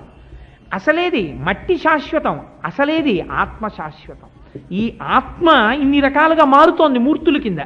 ఈ నామరూపాత్మకముగా కనపడుతున్నటువంటి మూర్తి పూజ చివరికి ఆత్మ పూజలోకి వెళ్ళిపోతుంది. తన ఆత్మగా నిలబడిపోతాడు. అప్పుడు పూజ చేసేది, పూజ చేయబడేది అని రెండు ఉండవు, ఉన్నది ఒక్కటే అయిపోతుంది. అది అద్వైత స్థితి. అది అందరికీ రమ్మంటే వచ్చేది కాదు. ఈశ్వరానుగ్రహంతో కోట్లకి ఒక్కడు చేరుకుంటాడు ఆ స్థితిని. సరే, అందుచేత మనస్సుకి మకిలి పట్టేస్తుంది. నిత్య పూజ చేసినట్టే ఉంటాడు, వాడు చేయలేదని మీరు చెప్పలేరు. ఎందుకంటే దొరకడు. స్నానం చేస్తాడు, తెల్లవారుజామున లేచి మంచి పట్టుపంచ కట్టుకుంటాడు, ఎంత బాగా పెట్టుకుంటాడో కుర్చీళ్ళు, చక్కగా ఉత్తరీయం వేసుకుంటాడు, విభూతి పెట్టుకుంటాడు, బొట్టు పెట్టుకుంటాడు, పూజామందిరంలో కూర్చుంటాడు, పెద్ద గంట వాయిస్తాడు. అదో గమ్మత్తు మనకు శాస్త్రంలో. ఘంటానాదం, గంట కింద పెట్టకూడదు. ఆ ఘంటానాదం ఎందుకండి? శ్రావ్యమైన ఘంటానాదం వింటే దాని తరంగముల చేత మనస్సు ఉద్దీపమవుతుంది. అందుకని ఘంటానాదం వింటారు. ఆ ఘంటానాదం చేస్తే 2 ప్రయోజనాలు వస్తాయి. ఒకటి, ఆగమార్థంతు దేవానాం, దేవతలు వస్తారు, రాక్షసులు వెళ్ళిపోతారు. అందుకని ఘంటానాదం చేస్తారు. సరే, అందుచేత ఇవన్నీ చేసి పూజ చేస్తే ఏమవుతుంది? గంట కొట్టేస్తూ ఉంటాడు. మనస్సుకి ఒక గొప్ప శక్తి ఉంది. అది మీరు 20 రోజులు పూజ చేసిన తర్వాత 21వ రోజున నేర్పేస్తుంది అన్నింటికి. ఏం లేదురా, అగ్గిపుల్ల ఎట్టి ఇలా అంటే దీపం వెలుగుతుంది, చేతులు చేసేస్తాయి. అదేమో ఎక్కడో తిరుగుతూ ఉంటుంది. ఈ దీపం వెలిగిపోతుంది, ఇలా అంటాయి 2 చేతులు. అలవాటు అయిపోయింది వాటికి. వెంటనే పంచపాత్రలో 2 అక్షతలు తీసి చేతులు వేసేస్తాయి. ఆ తర్వాత పూజ మొదలెట్టేస్తాయి. నరత్ర సూర్యోభాతిన చంద్రతారకం నేమా విద్యుతో బాధికి తోజమగ్రహిత్వమేవ భాంతమను భారి సర్వం. అదేం ఆలోచించదు, చెప్పేస్తుంది. శుక్లాంబరధరం విష్ణుం జివర్ణం చతుర్భుజం ప్రసన్నవదనం ధ్యాయేత్ సర్వవిఘ్నోపశాంతయేత్. వినాయకుడు పూజ చేసేస్తుంది. ఆ తర్వాత ఇంకా సహస్రశీర్షా పురుష సహస్రాక్ష సహస్రపాత్ శ్రీ ఉమామహేశ్వరాభ్యాం నమః ఆవాహయామి. టక టక టక టక టక టక నోరు చెప్పేస్తుంటుంది. చేతులు 4 పువ్వులు తీసేస్తాయి, వేసేస్తాయి, నీరాజనం పెట్టేస్తాడు, వెలిగించేస్తాడు, గడగడగడ తిప్పేస్తాడు, అక్కడ పెట్టేస్తాడు, నీళ్ళతో వదిలేస్తాడు, నమస్కారం చేసేస్తాడు, లేచి వచ్చేస్తాడు. ఎంతసేపు ఉంది మనస్సు అక్కడ? 1 సెకను లేదు. ఎవరు చేసాయి? కర్మేంద్రియాలు చేసాయి. ఎలా చేసాయి? వీటికి నేర్పి తాను వెళ్ళిపోతుంది. అదో గమ్మత్తు మళ్ళీ దానికి. అందుకే బట్టి వచ్చేసిందా అంటుంటారు మన వాళ్ళు. బట్టి వచ్చేస్తే ఒక ప్రయోజనం ఉంది, ఒక ప్రమాదం ఉంది. మీరు పుస్తకం పట్టుకు పూజ చేశారనుకోండి, మనస్సు నిలబడుతుంది. ఎందుకంటే తర్వాత అక్షరం ఏమిటో అది వెతుక్కోవాలి. కందర్పదర్ప రసుందర దివ్యమూర్తే అనాలనుకోండి, మీకు ఒత్తులు అవి ఖచ్చితంగా తెలియాలి, కళ్ళజోడు కరెక్ట్గా ఉండాలి. కందర్పదర్ప రసుందర దివ్యమూర్తే అని కనీసం చూసి చదువుతాడు. నోటికి వచ్చేసింది అనుకోండి, ఒక అదృష్టం. ఏమిటి? ఎప్పుడు? కందర్పదర్పహర సుందర దివ్యమూర్తే అన్నాడు అనుకోండి, మన్మధుని యొక్క అందమును కూడా తిరస్కరించగలిగినంత సౌందర్యము కలిగిన వాడా, ఏమి అందం రామ స్వామి దిశ శంఖ చక్రం సకిరీట కుండలం సపీత వస్త్రం సరసీరుహేక్షణం. ఏమి రామచంద్రమూర్తిరా, పుంసామోహన రూపాయ పుణ్యశ్లోకాయ మంగళం. ఏమి నా స్వామి ఆ లత్తుక పెట్టుకుని ఆ నడిచి వెడుతుంటే రామాయణంలో నిజంగా విశ్వామిత్రుడంతటి వాడు పొంగిపోయాడు కదా. ఉత్తిష్టోత్తిష్ట గోవింద ఉత్తిష్ట గరుడధ్వజ అంటే నా స్వామి నిద్రలేస్తాడా వెంకటాచలంలో అని పొంగిపోతున్నారు అనుకోండి. ఇప్పుడు కందర్పదర్పహర సుందర దివ్యమూర్తే మీ నోటికి రావడం వరం. మనస్సు ఆఫీస్కి వెళ్ళిపోయింది అనుకోండి, నిన్నను ఫైల్ మీద నోటింగ్ ఇలా రాశాను కానీ అందులో ఈ వాక్యం మర్చిపోయాను, దీన్ని అడ్వాంటేజ్ తీసుకుని పైవాడు మన్నిరికించేడు కదా అందనుకోండి. మనస్సంతా ఫైలు, నోట్ షీటు, దాని నెంబరు, పారాగ్రాఫు అక్కడ ఉంటుంది. ఇక్కడ కందర్పదర్పహర సుందర దివ్యమూర్తే కాంతాకుచాంబురుహ కొట్మలలోన దృష్టే శాపం. ఎందుకని లేదు అక్కడ. ఇది చాలా కష్టం. ఇది మనం అనుకుంటాం కానండి, బయట విషయాలు చాలా తేలిక. 30 నిమిషాలు పూజ చేసే ముందు మీరు వాచి పెట్టుకుని అబ్జర్వ్ చేయండి ఎంతసేపు ఖచ్చితంగా అక్కడ ఉందో. చాలా కష్టం అండి, 2 నిమిషాలు నిలబడదు. అలా నిలబెట్టడానికి పెద్దవాళ్ళు ఏం చేశారంటే నైమిత్తికం పెట్టారు పక్కన.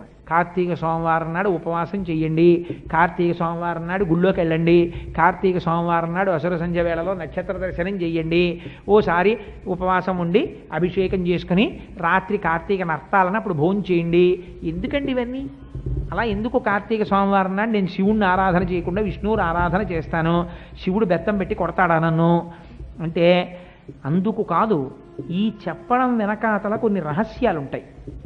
మీకు నేను ఒక్క రహస్యాన్ని ఇవాళ విజ్ఞాపన చేస్తాను. ఇంచేత అంటే నేను ఇలా శ్రావణ శుక్రవారం, మార్గశీర్ష లక్ష్మీవారం వీటికి చెప్పచ్చు నిజమే, కానీ అలా చెప్తే ఎప్పటికవుతాయి. అందుకని నేను ఒకటే తీసుకుంటాను, నన్ను దాని గురించి స్పెసిఫిక్గా మీరు అడిగారు కాబట్టి.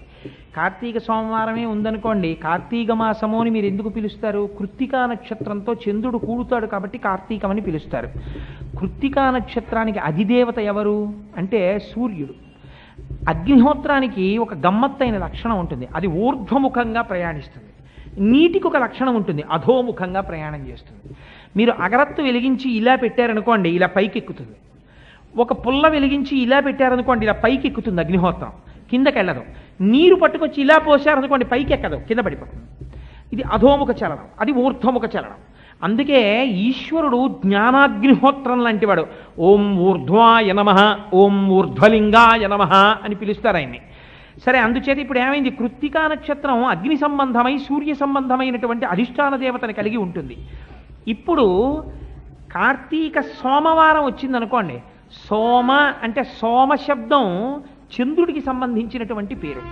సోమ అంటే చంద్రుడు. చంద్రుడు ఏం చేస్తాడు? పురుష సూక్తం చెప్పింది, చంద్రమా మనసో జాతః చిక్షో సూర్యో అజాయత అని. చంద్రుడు మనస్సు మీద ప్రభావం చూపిస్తాడు. అందుకే సముద్రంలో పౌర్ణమి వచ్చిందనుకోండి, లూనటిక్స్ అని ఉంటారు, కొంచెం పిచ్చదో రకంగా ఉండేవాళ్ళు, వాళ్ళు చాలా వ్యగ్రంగా ఉంటారు. అమావాస్య వచ్చిందనుకోండి, చాలా మంద్రంగా ఉంటారు వాళ్ళు. ఎందుకని? చంద్రకళలు మనస్సు మీద ప్రభావం చూపిస్తాయి.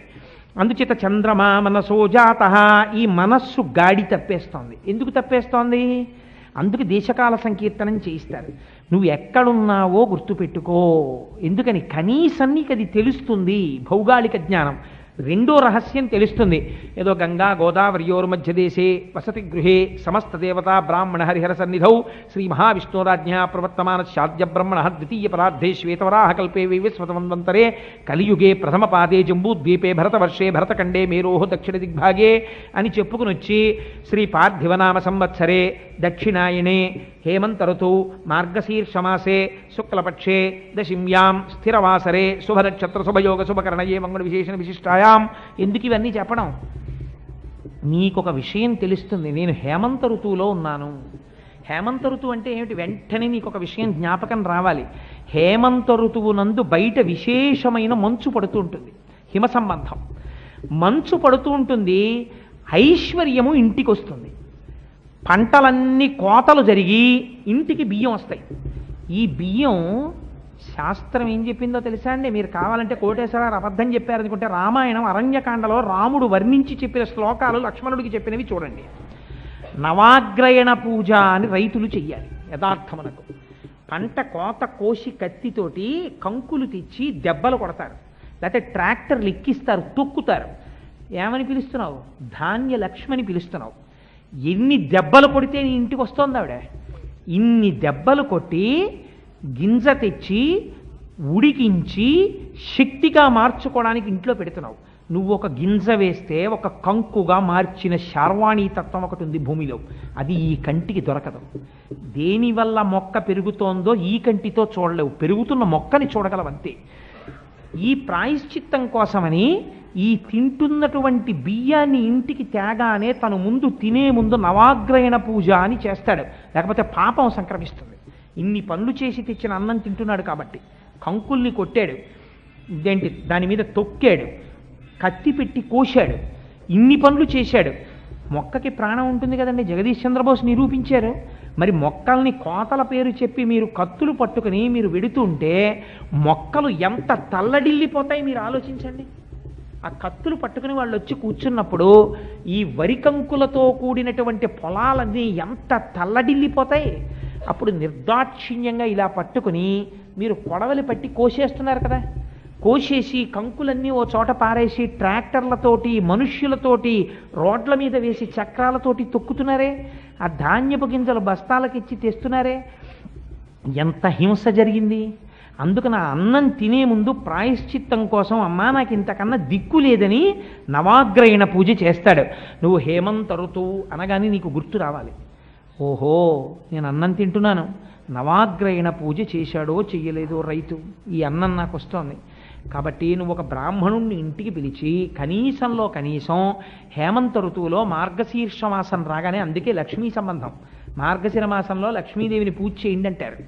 తీసుకొచ్చి ఒక స్వయం పాకం ఇచ్చి ఒక నమస్కారం పెట్టాలి. అయా నీ అనుగ్రహం అమ్మా, ఇదిగో ఒక బ్రాహ్మణుడికి దానం చేసుకున్నాను, నా పాపము క్షమించుగాక అని ఆయన ఏం చెయ్యాలి? పుచ్చుకుని తినేసి వెళ్ళిపోవడం కాదు, ఆయన తిని గాయత్రి మంత్రం చెయ్యాలి. కూర్చుని తెల్లవారకట్ట సహస్ర గాయత్రి చెయ్యాలి. చేస్తే ఆయన చేసిన పాపాన్ని బ్రాహ్మణుడు తీయగలుగుతాడు తాను చేసిన గాయత్రి మంత్రం చేత. ఈయన అన్నం తిని ప్రాణం నిలబెట్టుకున్నాడు కాబట్టి, ఈ ధాన్యం ఆయన ఇచ్చాడు కాబట్టి ఆయన పాపం పోవడానికి నువ్వు ఉపయోగం పడతాడు. అందుకని పురోహితుడు పురమనకు హితమును కోరుతున్నాడు. ఇలాగా ఇది సమాజం అలా వెళ్ళాలని చెప్పింది. అందుకే బ్రాహ్మణోస్య ముఖమాసీత్ బాహూరాజన్యకృత ఊరూతదస్య యద్వైశ్య పద్భ్యాగం శూద్రో అజాయత అని చెప్పింది శాస్త్రం. వాళ్ళు కష్టపడకపోతే సమాజం ఎక్కడ నడుస్తుంది? ఆయన మహాపండితుడే, కాళ్ళు రెండు తెగిపోయాయి అనుకోండి, ఎక్కడికి వెళ్తాడు? శూద్రులు పాదముల యందున్నారు అన్నారు, గమనశక్తి లేదు పాదం లేకపోతే నడవదిహ. అందుచేత అంత గొప్పవాడు, వాడు బాగుండాలని ఎవరు కోరుకోవాలి? బ్రాహ్మణోస్య ముఖమాసీత్, బ్రాహ్మణుడు కోరుకోవాలి. కోరుకున్నాడు కాబట్టి పురమ యొక్క హితమును కోరాడు కాబట్టి పురోహితుడు అవ్వాలి. ఇవి నీకు జ్ఞాపకం రావాలంటే నువ్వేం చేయాలి? నవాగ్రయణ పూజ గుర్తు రావాలంటే నీకు హేమంత ఋతువు నువ్వు సంకల్పం చెప్పాలి. అందుకే నిత్య పూజలో అయితే లఘు సంకల్పం చెప్తాం. కన్యాదానం చేస్తున్నారనుకోండి, మీరు ఈ నిత్య సంకల్పం చెప్పేస్తే కుదరదు, మహాసంకల్పం చెప్పాలి. అప్పుడు మహాసంకల్పం చెప్తారు, అద్భుతంగా ఉంటుంది. ఈ సృష్టి ఎలా ఉందో, నారాయణుడు ఎలా పడుకున్నాడో, దీన్ని ఏనుగులు ఎలా మోస్తున్నాయో, ఇలా ఎన్ని ఖండాలు ఉన్నాయో, ఎన్ని సముద్రాలు ఉన్నాయో, నువ్వు ఎక్కడున్నావో, ఎన్ని వడ్ల గింజలు పేర్చావో, ఇవన్నీ మహాసంకల్పం అని చెప్పి అప్పుడు కన్యాదానం చేస్తారు. అన్ని రెండు రెండు రెండు రెండు కింద తీసుకెడతారు మన వాళ్ళు. అందుకే అలా నువ్వు పూజ చేయడం మొదలు పెడితే కార్తీక సోమవారం నాడు ఏమవుతుంది? సోమ అంటే చంద్ర సంబంధం. చంద్రుడి యొక్క కాంతి చేత, చంద్రుడి యొక్క ప్రభావము చేత మనస్సు ప్రకాశిస్తుంది. ఇన్నాళ్ల నుంచి నీ మనస్సు ఏం చేస్తోంది? ఒక స్తోత్రం నేర్చుకోవే అంటే నేర్చుకుని కర్మేంద్రియాలకి చెప్పి తను జారిపోతోంది. ఇప్పుడు ఈ మనస్సు మళ్ళీ ఈశ్వరుడి వైపుకి నడవాలి. నడవాలంటే ఏం చేయాలి? ఇప్పుడు ఈ చంద్రుడి నుంచి ప్రభావితమైన మనస్సుని మళ్ళీ ఈశ్వరుడి దగ్గరే పెట్టి ఛార్జింగ్ అవ్వాలి. ఇది ఛార్జింగ్ ఎక్కడ పెట్టారు? ఒక ప్లగ్లో పెట్టి మీ సెల్ ఫోన్ని ఛార్జ్ చేసుకున్నారు, పోయింది ఛార్జింగ్. ఛార్జింగ్ ఎలా పోయిందో మీకు కనబడదు, ఛార్జింగ్ ఎలా అవుతుందో మీకు కనబడదు. ఇది గమ్మత్తు. ప్లగ్ తీసుకెళ్ళి పెడతారు, అదో రెడ్ లైట్ వెలిగి ఛార్జింగ్ ఛార్జింగ్ అంటోంది. ఎలా అవుతుందో నాకు కనబడటం లేదండి, నా కంటికంటే కనబడదు. కార్తీక సోమవారం నాడు ఉపవాసం ఉన్నారు. ఉపవాసము, ఉప అంటే సమీపమునందు, వాసం అంటే నివసించారు. భగవంతుణ్ణే తలుచుకుని తలుచుకుని తలుచుకుని తలుచుకుని తలుచుకుని భగవంతుని యొక్క స్తోత్రంతో గడిపారు. శరీరమును నిలబెట్టడానికి కావలసినంత సాత్వికమైన ఆహారమే తిన్నారు. పంచామృతాలతో శివుడికి అభిషేకం చేశారు. పంచామృతముల వల్ల ఫలితములు వస్తాయి, అందుకే పంచామృతములు అన్నారు వాటిని. అభిషేకం చేశారు. సాయంకాలం అయిన తర్వాత నక్షత్ర దర్శనం చేశారు. నక్షత్రములకు రాజు చంద్రుడు, అందుకని చంద్ర దర్శనం చేశారు. ఆ చంద్రుడికి నమస్కారం చేశారు. ఇప్పుడు ఏమైంది? ఈ సోముడికి అధిదేవత పార్వతీదేవి. ఈ పార్వతీదేవి యొక్క అనుగ్రహము చంద్రుడి ద్వారా మీ మనస్సులోకి ప్రవేశిస్తుంది. అదే అమ్మవారి గురించి చెప్తూ లలితా సహస్రంలో ఒక మాట చెప్తారు. శివశక్త్యైక్య రూపిణి లలితాంబిక. ఇన్నాళ్ళు మాయలో తిప్పినటువంటి తల్లి మాయా అన్న తెర పైకెత్తేస్తుంది. అందుకని ఇప్పుడు పార్వతీ సంబంధమైనటువంటి పార్వతీదేవి చేత ప్రచోదనము పొందినటువంటి చంద్రుని యొక్క అనుగ్రహము మీ మనస్సు మీద పడాలి. పడితే ఇప్పుడు మీరు ఎటు తిరుగుతారు? శివాభిషేకము వైపుకి తిరిగారు, భగవంతుడి వైపుకి తిరిగారు. మనస్సు మళ్ళీ ఎక్కువగా అటు వెళ్ళింది. వెళ్ళాలంటే ఏమవ్వాలి? కృత్తికా నక్షత్రానికి అధిదేవత అయినటువంటి సూర్యుడికి అధిదేవత రుద్రుడు శివుడు. సోమ ఇప్పుడు ఏమైంది? స ఉమ పార్వతీ పరమేశ్వరులు అయిపోయారు. అందుకని శివాభిషేకం చేసి ఉపవాసం ఉండి చంద్రదర్శనం చేసి అన్నం తినో. ఇప్పుడు ఏమైంది? అర్థం చేస్తే మీ మనస్సు మళ్ళీ ఈశ్వరుడి వైపుకి తిరిగింది నైమిత్తిక కర్మ చేత. ఇప్పుడు నిత్యకర్మలోకి వచ్చి మళ్ళీ మంగళవారం నాడు కూర్చున్నారు. మళ్ళీ జాగ్రత్తగా ఉంటుంది. మళ్ళీ పూజ చేసేటప్పుడు అమ్మో భగవానుడు ఉన్నాడు, హేమంత ఋతువు లేకపోతే శరద్ ఋతువు, బయట మంచి వెన్నెల కాస్తోంది, ఇది కార్తీక మాసం దక్షిణాయనం, నేను చాలా జాగ్రత్తగా ఉండాలి, చక్కగా భగవంతుడిని ఉపాసన చెయ్యాలి, కృత్తికా నక్షత్రంతో కూడి ఉన్నాడు చంద్రుడు అని మీకు లోపల జ్ఞానం కలుగుతూ ఉంటుంది. ఇలా కలగాలంటే ఏం చేయాలి? నైమిత్తిక కర్మ చెయ్యాలి. అందుకని కార్తీక సోమవారము ప్రఖ్యాతి వహించింది, సాలగ్రామము ప్రఖ్యాతి వహించింది. సరే, ఇప్పుడు నేను సాలగ్రామం గురించి చెప్పను. సాలగ్రామం గురించి చెప్తే అదొక పెద్ద చాప్టర్ అయిపోయి కూర్చుంటుంది. అలా మార్గశీర్ష మాసంలో లక్ష్మీవారం, మనకి సాధారణంగా లక్ష్మీ పూజ అంటే శుక్రవారం నాడు చేస్తాం, కానీ లక్ష్మీవారం నాడు చేస్తాం మార్గశీర్ష మాసంలో. ఎందుకు లక్ష్మీవారం చెయ్యాలి అంటే, అలా నిర్ణయం చేసిన వారు ఎవరంటే అమ్మవారే నిర్ణయం చేసింది. కనక మహాలక్ష్మి అమ్మవారిగా వెలిసేటటువంటి సమయంలో ఒక బ్రాహ్మణుడి యొక్క కుమార్తెకి ఆవిడ ప్రచోదనం చేసింది. అంటే ఐశ్వర్యం ఎందుకు పోతుందో మార్గశీర్ష మాసంలో లక్ష్మీవారం ఎందుకు పూజ చేయాలంటే అడగాలి మీరు పెద్దల్ని.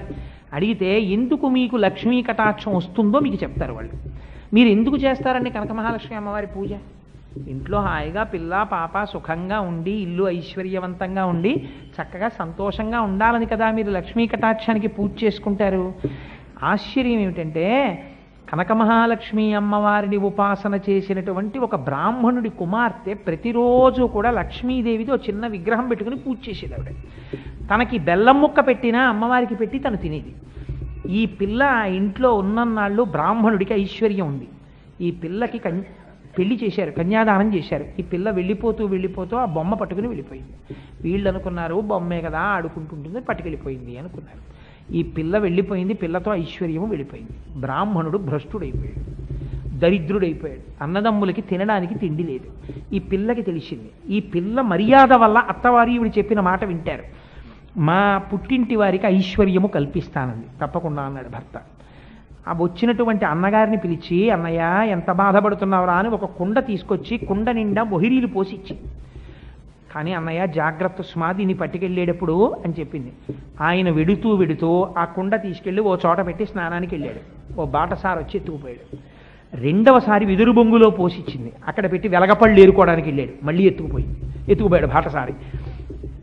చిట్ట చివరికి తల్లిని తీసుకొచ్చి లక్ష్మీవారం పూజ చెయ్యని ఆడపిల్లని అమ్మ చేయించాలి, నోములు వ్రతాలు, అమ్మతో ఆడపిల్ల చేయించింది. ఇది విచిత్రం. ప్రపంచంలో ఉంటారండి కొంతమంది అల్లుడుకున్న సంస్కారం లేని మామలు, అల్లుడిని చూస్తే అసహించుకునే మామలు భగవంతుడి చుట్టూ తిరుగుతున్నాడని, లేకపోతే కూతురుకున్న సంస్కారం లేని తల్లి లేరని మీరు అనుకుంటున్నారా? ఉన్నారు, అలాంటి వాళ్ళని చూసే వచ్చే వ్రతకల్పాలు.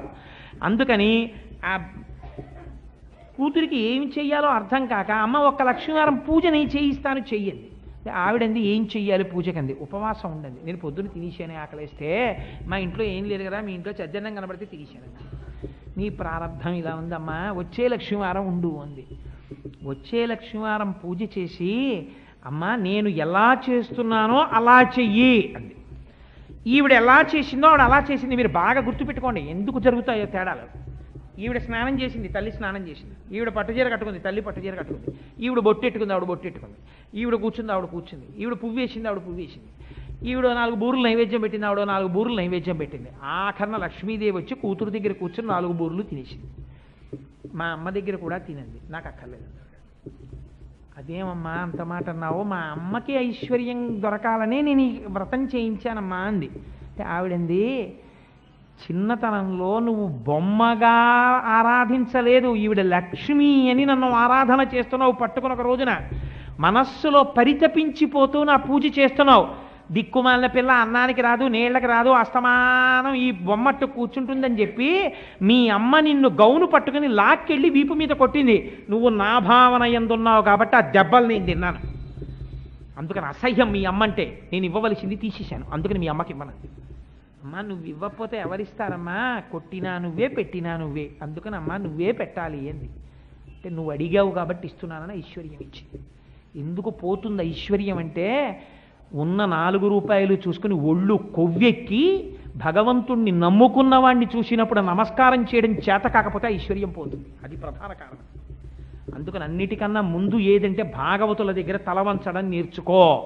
అక్కడ అత్తగారా, పెద్దదా, చిన్నదా కాదు, నీ కడుపున పుట్టిన కూతురైనా సరే నీకన్నా భక్తిలో ఎక్కువగా ఉంటుంది అని నీకు తెలిస్తే నువ్వు మర్యాదగా ఉండాలి. ఆ కూతురుతో చాలా జాగ్రత్తగా ఉండాలి. ఆవిడ ఏ మనస్సులో రంజిల్లుతోందో జాగ్రత్తగా ఉండు. ఈ సత్యం తెలుసుకోవడానికి కనక మహాలక్ష్మి వారి పూజ. అప్పుడు ఆవిడ వరం ఇచ్చింది. మార్గశీర్ష మాసంలో లక్ష్మీవారన్నాడు ప్రత్యేకించి దశమి తిథి నాడు నన్ను ఎవరు పూజ చేస్తున్నారో వాళ్ళకి అఖండ ఐశ్వర్యం ఇస్తానంది. అనుకోకుండా మీ అపార్ట్మెంట్కి పోస్ట్ పోన్ చేసి చేసి చేసి చేసి దశమి నాడు వచ్చాను నేను మార్గశీర్ష మాసంలో. ఇదో విచిత్రం. అందుకని ఇది ఎవరు నిర్దేశించారు? కనక మహాలక్ష్మి అమ్మవారు నిర్దేశించింది. బురుజుపేట అని మనకి ఇప్పటికీ విశాఖపట్నంలో బురుజుపేటలో ఉంది అమ్మవారు, బురుజుపేటలో ఉందంటారు. బురుజుపేట అంటే ఏమిటో తెలుసా అండి?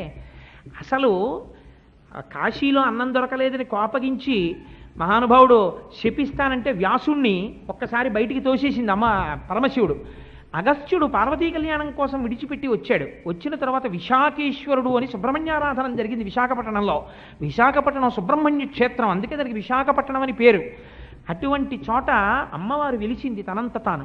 అప్పుడు ఆ రాజులు కోట బురుజులు ఉండేవి. ఆ కోట బురుజుల దగ్గర అమ్మవారి దేవాలయం కట్టి వాళ్ళు అద్భుతంగా పోషణ చేశారు, పూజలు చేశారు. మహమ్మదీయులు దండయాత్ర చేసినప్పుడు ఆ కోట బురుజులు పగలగొట్టి దేవాలయం పగలగొట్టారు. పగలగొడితే మళ్ళీ వాళ్ళు హైందవులు తీసుకుని తమ కోట తాము దక్కించుకున్నప్పుడు అమ్మవారికి తిరిగి దేవాలయం కట్టబోయారు. కట్టబోతే అమ్మవారు ఒకనాడు ఇంత హేయమైనటువంటి పని జరిగింది, భగవంతుడన్నవాడు అంతటా ఉన్నవాడని గుర్తించలేక బిడ్డలు ఎలా తగులాడుకుంటున్నారన్నది భవిష్యత్తరాలు తెలుసుకోవాలి. అందుకని నాకు దేవాలయం వద్దు, నేను నిత్యపునీతురాలను అవుతాను. ఎలా అవుతానో తెలుసా? సూర్యనారాయణుడి యొక్క చేతులు నన్ను ఎప్పుడూ తడుగుతూ ఉండాలి. కరములని కదా కిరణములకు, ఆయన చేతులు నాకు తగలాలి. నా స్వామి చేతులతో నాకు తగులుతూ ఉండాలి. ఆయన చేతులు తగులుతుంటే నేను పొంగిపోతుంటాను భార్యని కనుక. అపారమైన ఐశ్వర్యం కటాక్షిస్తాను. పైన గోపురం లేకుండా నా మీద సూర్యనారాయణ కిరణములు పడాలి. భక్తులు కూడా అలాగే వచ్చి నన్ను ముట్టుకోవచ్చు, బిడ్డలు కూడా. ఇంక ఇవాళ నుంచి అర్చక సంబంధమైన పూజ కాదు, బిడ్డలే వచ్చి నా పాదాల మీద పసుపు కుంకాలు వేసుకోవచ్చు అని అమ్మవారు వరం ఇచ్చింది. కనక మహాలక్ష్మి అమ్మవారు మాట్లాడి వరం ఇస్తే అప్పటి నుంచి పూజ అలా జరిగేది. గమ్మత్తు ఏమిటంటే ఆంగ్లేయుల పరిపాలనా కాలంలో ఒక్కసారి మాత్రం విశాఖపట్నం బురుజుపేట ఇరుకైపోతోందని చెప్పి అమ్మవారి విగ్రహాన్ని అక్కడి నుంచి తీసేసి తరలించారు. విశాఖపట్నం అంతా అంతు తెలియని వ్యాధి వచ్చేసింది. వచ్చేస్తే అప్పుడు ఆంగ్లేయుల మీద తిరగబడ్డారు. మీరు కనక మహాలక్ష్మి అమ్మవారి యొక్క మూర్తిని తొలగించడం వల్లే ఇవన్నీ వచ్చాయి, ఎక్కడ తీశారో మళ్ళీ అక్కడ పెట్టేసేయండి అని మళ్ళీ తీసుకెళ్ళి అమ్మవారి విగ్రహాన్ని యథాస్థానమనందు పెట్టేశారు. ఎలా వచ్చిందో వ్యాధి అలా ఆగిపోయింది.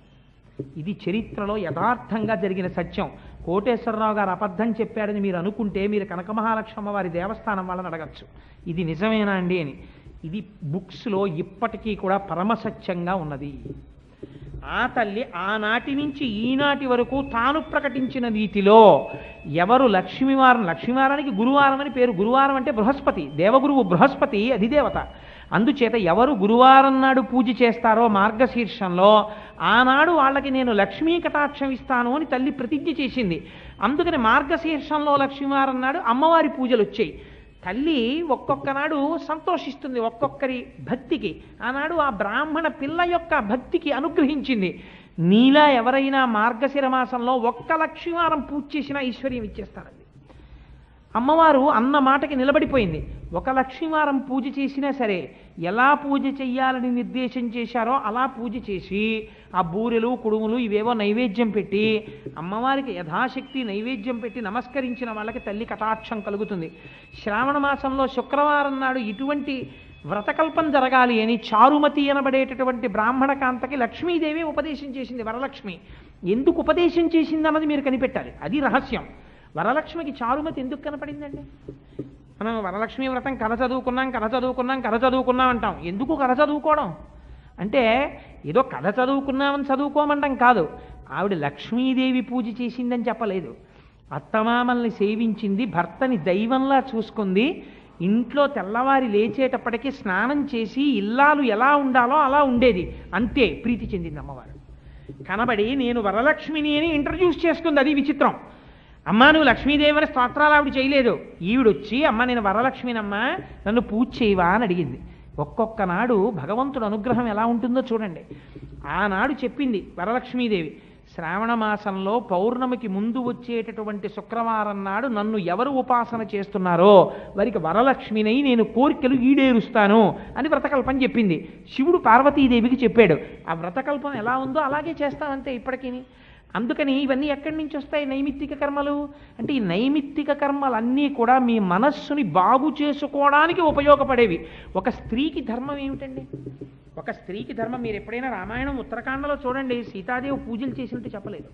సీతాదేవి తెల్లవారి లేచి స్నానం చేసి అత్తగారికి నమస్కారం చేసి భర్త పాదములకు నమస్కారం చేసింది. స్త్రీ ఎలా ప్రవర్తించాలో అలా ప్రవర్తిస్తే భర్తగారు సంధ్యావందనం చేసుకోవాలంటే భార్య గారు మడినీళ్లు పట్టుకెళ్ళి అక్కడ పెట్టింది అనుకోండి, పూజ గది శుభ్రం చేసి పెట్టింది అనుకోండి, కాస్త ముగ్గేసి పెట్టింది అనుకోండి, అపారమైన పుణ్యం ఆవిడ ఖాతాలో పడిపోతుంది. వెళ్ళి ఆవిడ నేను పూజ చేసుకోవాలి, నీ ఇష్టం నువ్వు చేస్తే చేసుకోవాలి, అట్లా మానే అందనుకోండి. నా పూజ అయ్యాక ఎన్నింటికి నువ్వు చేసి సంధ్యావందనం అంటే ప్రాయశ్చిత్త సంధ్యావందనం మొగుడు చేసుకునేటట్టు చేసిన పాపం ఆవిడ ఖాతాలో పడిపోతుంది. వెళ్ళి ఎలా ఉండాలో అలా ఉండాలి. అలా ఉంది కాబట్టి చారుమతికి వరలక్ష్మీదేవి దర్శనమిచ్చింది. నువ్వు అలా ఉండడం నేర్చుకో. ఇల్లాలిని బట్టే ఐశ్వర్యం ఉంటుంది. అందుకని శ్రావణ మాసంలో వరలక్ష్మీ వ్రతం చేయించడానికి కథ చదువుకోండి అనడానికి కారణం చారుమతికి ఎలా ప్రసన్నమైందో నీకు అలా ప్రసన్నం అవ్వాలంటే వ్రతం చేస్తే కాదు, వ్రతం అనుషంగికం. అలా ఉండడం ముందు నేర్చుకో. నేర్చుకున్నప్పుడు వ్రతం చేయి, అదృష్టం కలుగుతుంది. వ్రతం ఇక్కడ చేసేసి వచ్చి కుర్చీలో కూర్చున్న దగ్గర నుంచి ఆయన్ని అత్తగారిని మామగారిని చెండేస్తే వరలక్ష్మి అనుగ్రహం ఎక్కడి నుంచి కలుగుతుంది? కలగదు. అందుచేత ఇవి తెలుసుకోవడానికి మనసుకు పట్టిన బూజుని కర్ర పెట్టి దులపడానికి నైమిత్తిక కర్మలు వస్తాయి.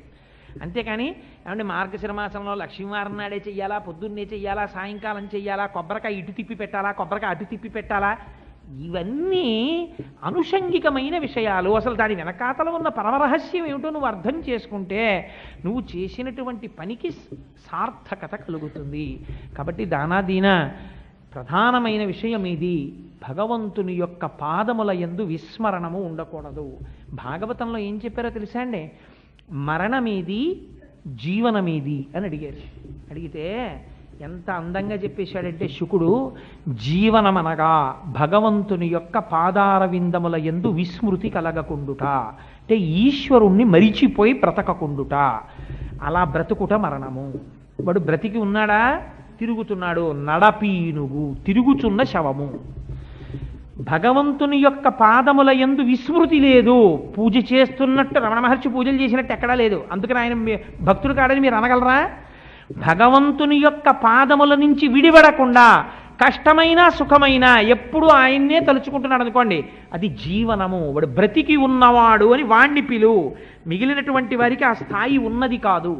కాబట్టి జీవించి ఉన్నాడా మరణించి ఉన్నాడా భగవంతుని యొక్క నామముతోడి అనుబంధము. ఏది జరిగినా ఈశ్వరానుగ్రహాన్ని చూడడం, భగవంతుని పాదముల యందు భక్తితో బ్రతకడం, ఇది మనకి ఋషులు వైదికంగా ఇచ్చినటువంటి సంప్రదాయం. ఇది మనకి ఇచ్చినటువంటి అలవాటు. కానీ ఇవాళ దురదృష్టకరమైన విషయం ఏమిటంటే వైదికంగా పరమశివుడు పార్వతీదేవికి ఏ మూర్తిని ఆరాధించమని చెప్పాడో, లేకపోతే శ్రీ మహావిష్ణువు యొక్క స్వరూపాలని వేటిని ఆరాధన చెయ్యమని శాస్త్రం చెప్పిందో, లఘుగాయత్రి నిజంగా దేవతలకి వేటికి మాత్రమే లఘుగాయత్రులు ఉన్నాయో, వేదప్రోక్తమైనటువంటి మంత్రములు ఏ మూర్తులకు మాత్రమే ఉంటాయో అవి తప్ప మిగిలినవన్నీ పట్టుకునే అలవాటు ఇవాళ మనకి దాపురించి. కారణం ఏమిటంటే వైదిక సంప్రదాయము మంట కలిసిపోతుంది. కారణం ఏమిటంటే ఇవి నీకు అక్కర్లేదు, కొత్త కొత్తవన్నీ కావలసి వస్తున్నాయి. దానివల్ల ఏమవుతుందంటే ఆచారము భ్రష్టమైపోతుంది. ఆచారము భ్రష్టమైతే ఆ మనస్సు భగవంతుని పాదముల యందు నిలబడదు. కాబట్టి వేద ప్రమాణమును గుర్తిరిగి ఏది శ్రౌతమో, ఏది ఋషులు చెప్పారో, ఏది ఋషులు చెప్పినది మాత్రమే మనకి అధికారం. అల్లా వాడు చెప్పాడండి, ఇలా వీడు చెప్పాడండి, వాళ్ళు ఋషులు కారు. నీకు ఋషులు చెప్పాలి. ఇది ఋషి ప్రోక్తమో. పార్వతీదేవి పరమేశ్వరుణ్ణి అడిగింది, పరమశివుడు చెప్పాడు ఈ వ్రతం చెయ్యవచ్చు. స్కాంద పురాణం చెప్పింది కార్తీక మాసంలో ఇలా చెయ్యమని, నువ్వు చెయ్యవచ్చు. సత్యనారాయణ వ్రతం ఇలా చెయ్యమని చెప్పింది, నువ్వు చెయ్యవచ్చు. వైదికము కానిది, ఋషిప్రోక్తము కానిది, నీ సొంతమైంది నువ్వు చేయడానికి వీల్లేదు. అది మాత్రమే నువ్వు చెయ్యాలి. ఎందుకనంటే పిల్లాడికి తెలియదు తను నువ్వులు గుండ అన్నం తినాలో, గోంగూర పచ్చడి అన్నం తినాలో, పప్పు అన్నం తినాలో వాడు కాదు తినవలసింది. అమ్మ చెప్పాలి వాడికి ఏది పడుతుందో. అమ్మ పెట్టినది తింటే వాడి ఆరోగ్యం బాగుంటుంది. వాడు సొంతంగా తినడం మొదలెడితే నానా స్పెషలిస్టుల దగ్గరికి వెళ్ళవలసి ఉంటుంది. అందుకనే అమ్మ వేదం, వేదమాత గాయత్రి. గాయత్రి అనుష్ఠానం మానేసి మిగిలినవి ఎన్ని పూజలు చేసినా, మిగిలిన ఎన్ని గొప్ప గొప్ప దేవాలయాలు మేము తిరిగామన్నా, ఎంత కొత్త కొత్త విషయాలు పట్టుకున్నా భ్రష్టుడవవుతావేమో కానీ ఉన్నతిని పొందలేవు. ఇది మాత్రం పరమ సత్యం. సత్యం సత్యం పునఃసత్యం. ఇందులో నాకేం భయం లేదు, ఉన్నమాట ఉన్నట్టు చెప్తున్నాను. అసలుది పట్టుకుని వైదికమైనటువంటి విషయాన్ని పట్టుకుని అనుషంగికంగా నువ్వు ప్రపంచాన్ని ప్రేమించు. అందరి యందు జ్ఞానముతో ఆనందముతో ఒక నమస్కారం చేయి. అది దోషమని ఎప్పుడూ చెప్పదు శాస్త్రం. ప్రతి వాణ్ణి మహానుభావుడిని నమస్కారం చేయి, పూజ చేయి, ఒక పుష్పం సమర్పించి ఒక పుష్పహారం వేయి, ఏమీ దోషం ఉండదు. కానీ అసలు వేదప్రోక్తం ఏదో ఋషులేవి చెప్పారో అవధులేసి అక్కర్లేనివన్నీ నువ్వు పట్టుకుంటే పాడైపోతావు. అందుకని ఋషిప్రోక్తం ఏదో అది తెలుసుకో. పూజా విధానము ఎలా చెప్పబడిందో అది తెలుసుకో, అలా చెయ్యి. అది దాని వెనకాతల నీ ఆరోగ్యం ఉంది, నీ మనస్సు ఉంది, నీ ప్రాణం ఉంది, నీ ప్రాణశక్తి ఉంది, నీ అభివృద్ధి ఉంది, నీ కుటుంబం అభివృద్ధి ఉంది. ఇన్నింటిని ఋషులు దాచారు. అమ్మ చెప్పిన ప్రతి పనికి కారణాలు చెప్పక్కర్లేదు. ఒరే ఇంకా పడుకో, 10 అయింది, రేపు తెల్లవారకట్లేదు చదువుకుందు కానీ అని అమ్మ అనడం వెనకాతల నీ ఆరోగ్యం ఉంది. అమ్మ వీడిని 10 వరకే చదువుకునేటట్టు చేసి పడుకోబెట్టేస్తే వీడికి 33 మార్కులే వచ్చి ఫెయిల్ అయిపోతే వాళ్ళ నాన్న పట్టుకుని చావగొట్టేస్తుంటే చూసి సంతోషిద్దామని పడుకోబెడుతుందండి. 10 గంటలు దాటి చదివితే వీడు మర్నాడు పరీక్ష రాయలేడు, వీడికి నిద్ర వచ్చేస్తుంది పరీక్షలో. నా కొడుక్కి బలహీనత ఇది, అందుకని 10 గంటలకు పడుకోబెట్టేస్తుంది అమ్మ. అమ్మ ఎలా చెప్తుందో ఋషులు అలా చెప్తారు. కాదని అమ్మ మాట నువ్వు 11 వరకు చదివితే వచ్చినట్టుగా ఉన్నది పరీక్ష హాల్లో జారిపోయినట్టు నీకు చాలా బాగున్నట్టు అనిపించింది, నీ పతనానికి తీసుకెళ్ళిపోతుంది, నాచు మెట్ల మీద ప్రయాణం అవుతుంది. కాబట్టి అది తెలిసి ఋషిప్రోక్తములు వైదికమైనటువంటి విషయములను మాత్రమే పట్టుకుని తర్వాత నువ్వు ప్రతి మూర్తికి నమస్కారం చేయి, ప్రతి వారిని ఆదరించు, అంగీకరించు, ఒక నమస్కారం చేయి, దోషం లేదు. అలా ఉపాసన ఉండాలి. పూజ గురించి మీరు 4 మాటలు నన్ను చెప్పమన్నారు కాబట్టి ఇవాళ పూజ గురించి 4 మాటలు నిత్య నైమిత్తిక కర్మల గురించి తెలియచేసి ఉన్నాను. ఇంకా ఇంతకన్నా నేను విశేషంగా వ్రతకల్పములు వీటి గురించి మాట్లాడితే ఇవాళ ఉపన్యాసం పూర్తయ్యే అవకాశం ఉండదు. ఎందుకు అలా ఆరాధన చేస్తారు, ఎందుకు మంటపాలు వేస్తారు, ఎందుకు అలా ప్రసాదాలు పెడతారు, ఆ ప్రసాదానికి కూడా ఎందుకు అలా నిబద్ధం చేస్తారు. సత్యనారాయణ స్వామి వారి ప్రసాదం సమోసాలు పెట్టకూడదా అంటే పెట్టకూడదండి అని ఎందుకు అనాలి. ఆ సత్యనారాయణ ప్రసాదం అంటే ఆ గోధుమ నూకతోనే ఎందుకు చేయాలి? ఏమంటే సౌత్ ఇండియా అంతా బియ్యం తింటారు కదా, సత్యనారాయణ స్వామి వారికి ఒక్కరికి గోధుమ నూకతో ప్రసాదం ఏంటంటే బియ్యం నూకతో చేయకూడదా? గోధుమ నూక కూడా చెప్పాలా? స్కాంద పురాణం వ్యాసుడు చెప్పాలి. ఎందుకు చెప్పాడో వ్యాసుడికి తెలుసు, నీకేం తెలుసు? దాని గురించి పెద్దలను అడిగితే తెలుస్తుంది ఎందుకు చేస్తారో గోధుమ నూక ప్రసాదం, దాని మీద అరటిపండు ఎందుకు ఎడతారో, శివలింగానికి అభిషేకం చేసే ముందు పువ్వు ఎందుకు బోర్లు ఇస్తారో పెద్దలను అడిగితే తెలుస్తుంది. నీకేం తెలుస్తుంది? నీ అంతా నీకు తెలియదు. పుస్తకం అన్నా పట్టుకుని జాగ్రత్తగా చదవాలి, పెద్దల పాదాలు పట్టుకున్నా తెలుసుకోవాలి. అందుకని ఇప్పుడు నేను ఆ వ్రతకల్పాలు, మంటపాలు ఎందుకు వేస్తారు, ఆ వాహనాలు ఎందుకు చేస్తారు, ఇవన్నీ మొదలెట్టాను అనుకోండి, నిష్కారణంగా పిలిచాం వీడిని అని మీరు బాధపడేటటువంటి పరిస్థితి నేను తేకూడదు కదా. అందుచేత 4 మాటలు నాకు తెలుసున్నవి మీకు తెలియచేశాను. ఒకవేళ అందులో ఏదైనా మీకు మనస్సు క్లేశం కల్పిస్తే నన్ను మన్నించండి. ఇందులో ఆదరించగలిగిన విషయం ఉంది అని మీకు అనిపిస్తే అవి నేను పెద్దలు చెప్పినవి చెప్పాను తప్ప నా సొంత కవిత్వం ఇందులో ఏమీ లేదు. ఆ గొప్పతనం ఏదైనా ఉంటే ఋషులకు పెద్దలకు మాత్రమే చెందుతుంది అని తెలియచేసుకుంటూ సరే ఒక దశమి మార్గశీర్ష మాసంలో ఇంత మంచి కాలంలో అసుర సంధ్య వేళలో భగవత్ సంబంధమైన విషయం, ఇది కూడా మనస్సు బూజు దులుపుకోవడమే కదండి, ఇది కూడా ఒక నైమిత్తిక కర్మ. ఎందుకు పూజ చేయాలి అని ఇప్పుడు ఇది చెప్పిన తర్వాత రేపు నేను పూజ చేసే ముందు నా ఒళ్ళు దగ్గర ఉంటుంది. ఎందుకంటే నిన్ననే కదా చెప్పొచ్చాను అపార్ట్మెంట్లో, నేను జాగ్రత్తగా చేద్దాం ప్రాణాయామం ఇలా ఇలా అంటే అలాగా అని జాగ్రత్తగా చేస్తాను, ఆచమనం జాగ్రత్తగా చేస్తాను కదా రేపు చేసేటప్పుడు. అందుకని ఇది నేను కూడా బూజు దులుపుకునే ప్రక్రియే. అందుచేత నాకు ఇంత గొప్ప అవకాశం ఇచ్చిన మీ అందరికీ నేనే కృతజ్ఞతలు ఆవిష్కరిస్తూ మంగళాశాసనపరై మదాచార్య పురోగమై సర్వైశ్చ పూర్వైరాచార్యై సత్కృతాయాస్తు మంగళం. మంగళం కోసలేంద్రాయ మహనీయ గుణాత్మనే చక్రవర్తి తనూజాయ సార్వభౌమాయ మంగళం. ఉమాకాంతాయ కాంతాయ కామితార్థప్రదాయినే శ్రీగిరీశాయ దేవాయ మలినాథాయ మంగళం. కరచరణకృతం వా కర్మ వాక్కాయజం వా శ్రవణనైనజం వా మానసం వాపరాధం విహితం వా సర్వమేత్తక్షమస్వ. శివ శివ కరుణాబ్ధే శ్రీ మహాదేవ శంభో. సర్వం శ్రీ ఉమామహేశ్వర పరబ్రహ్మార్పణమస్తు. స్వస్తి.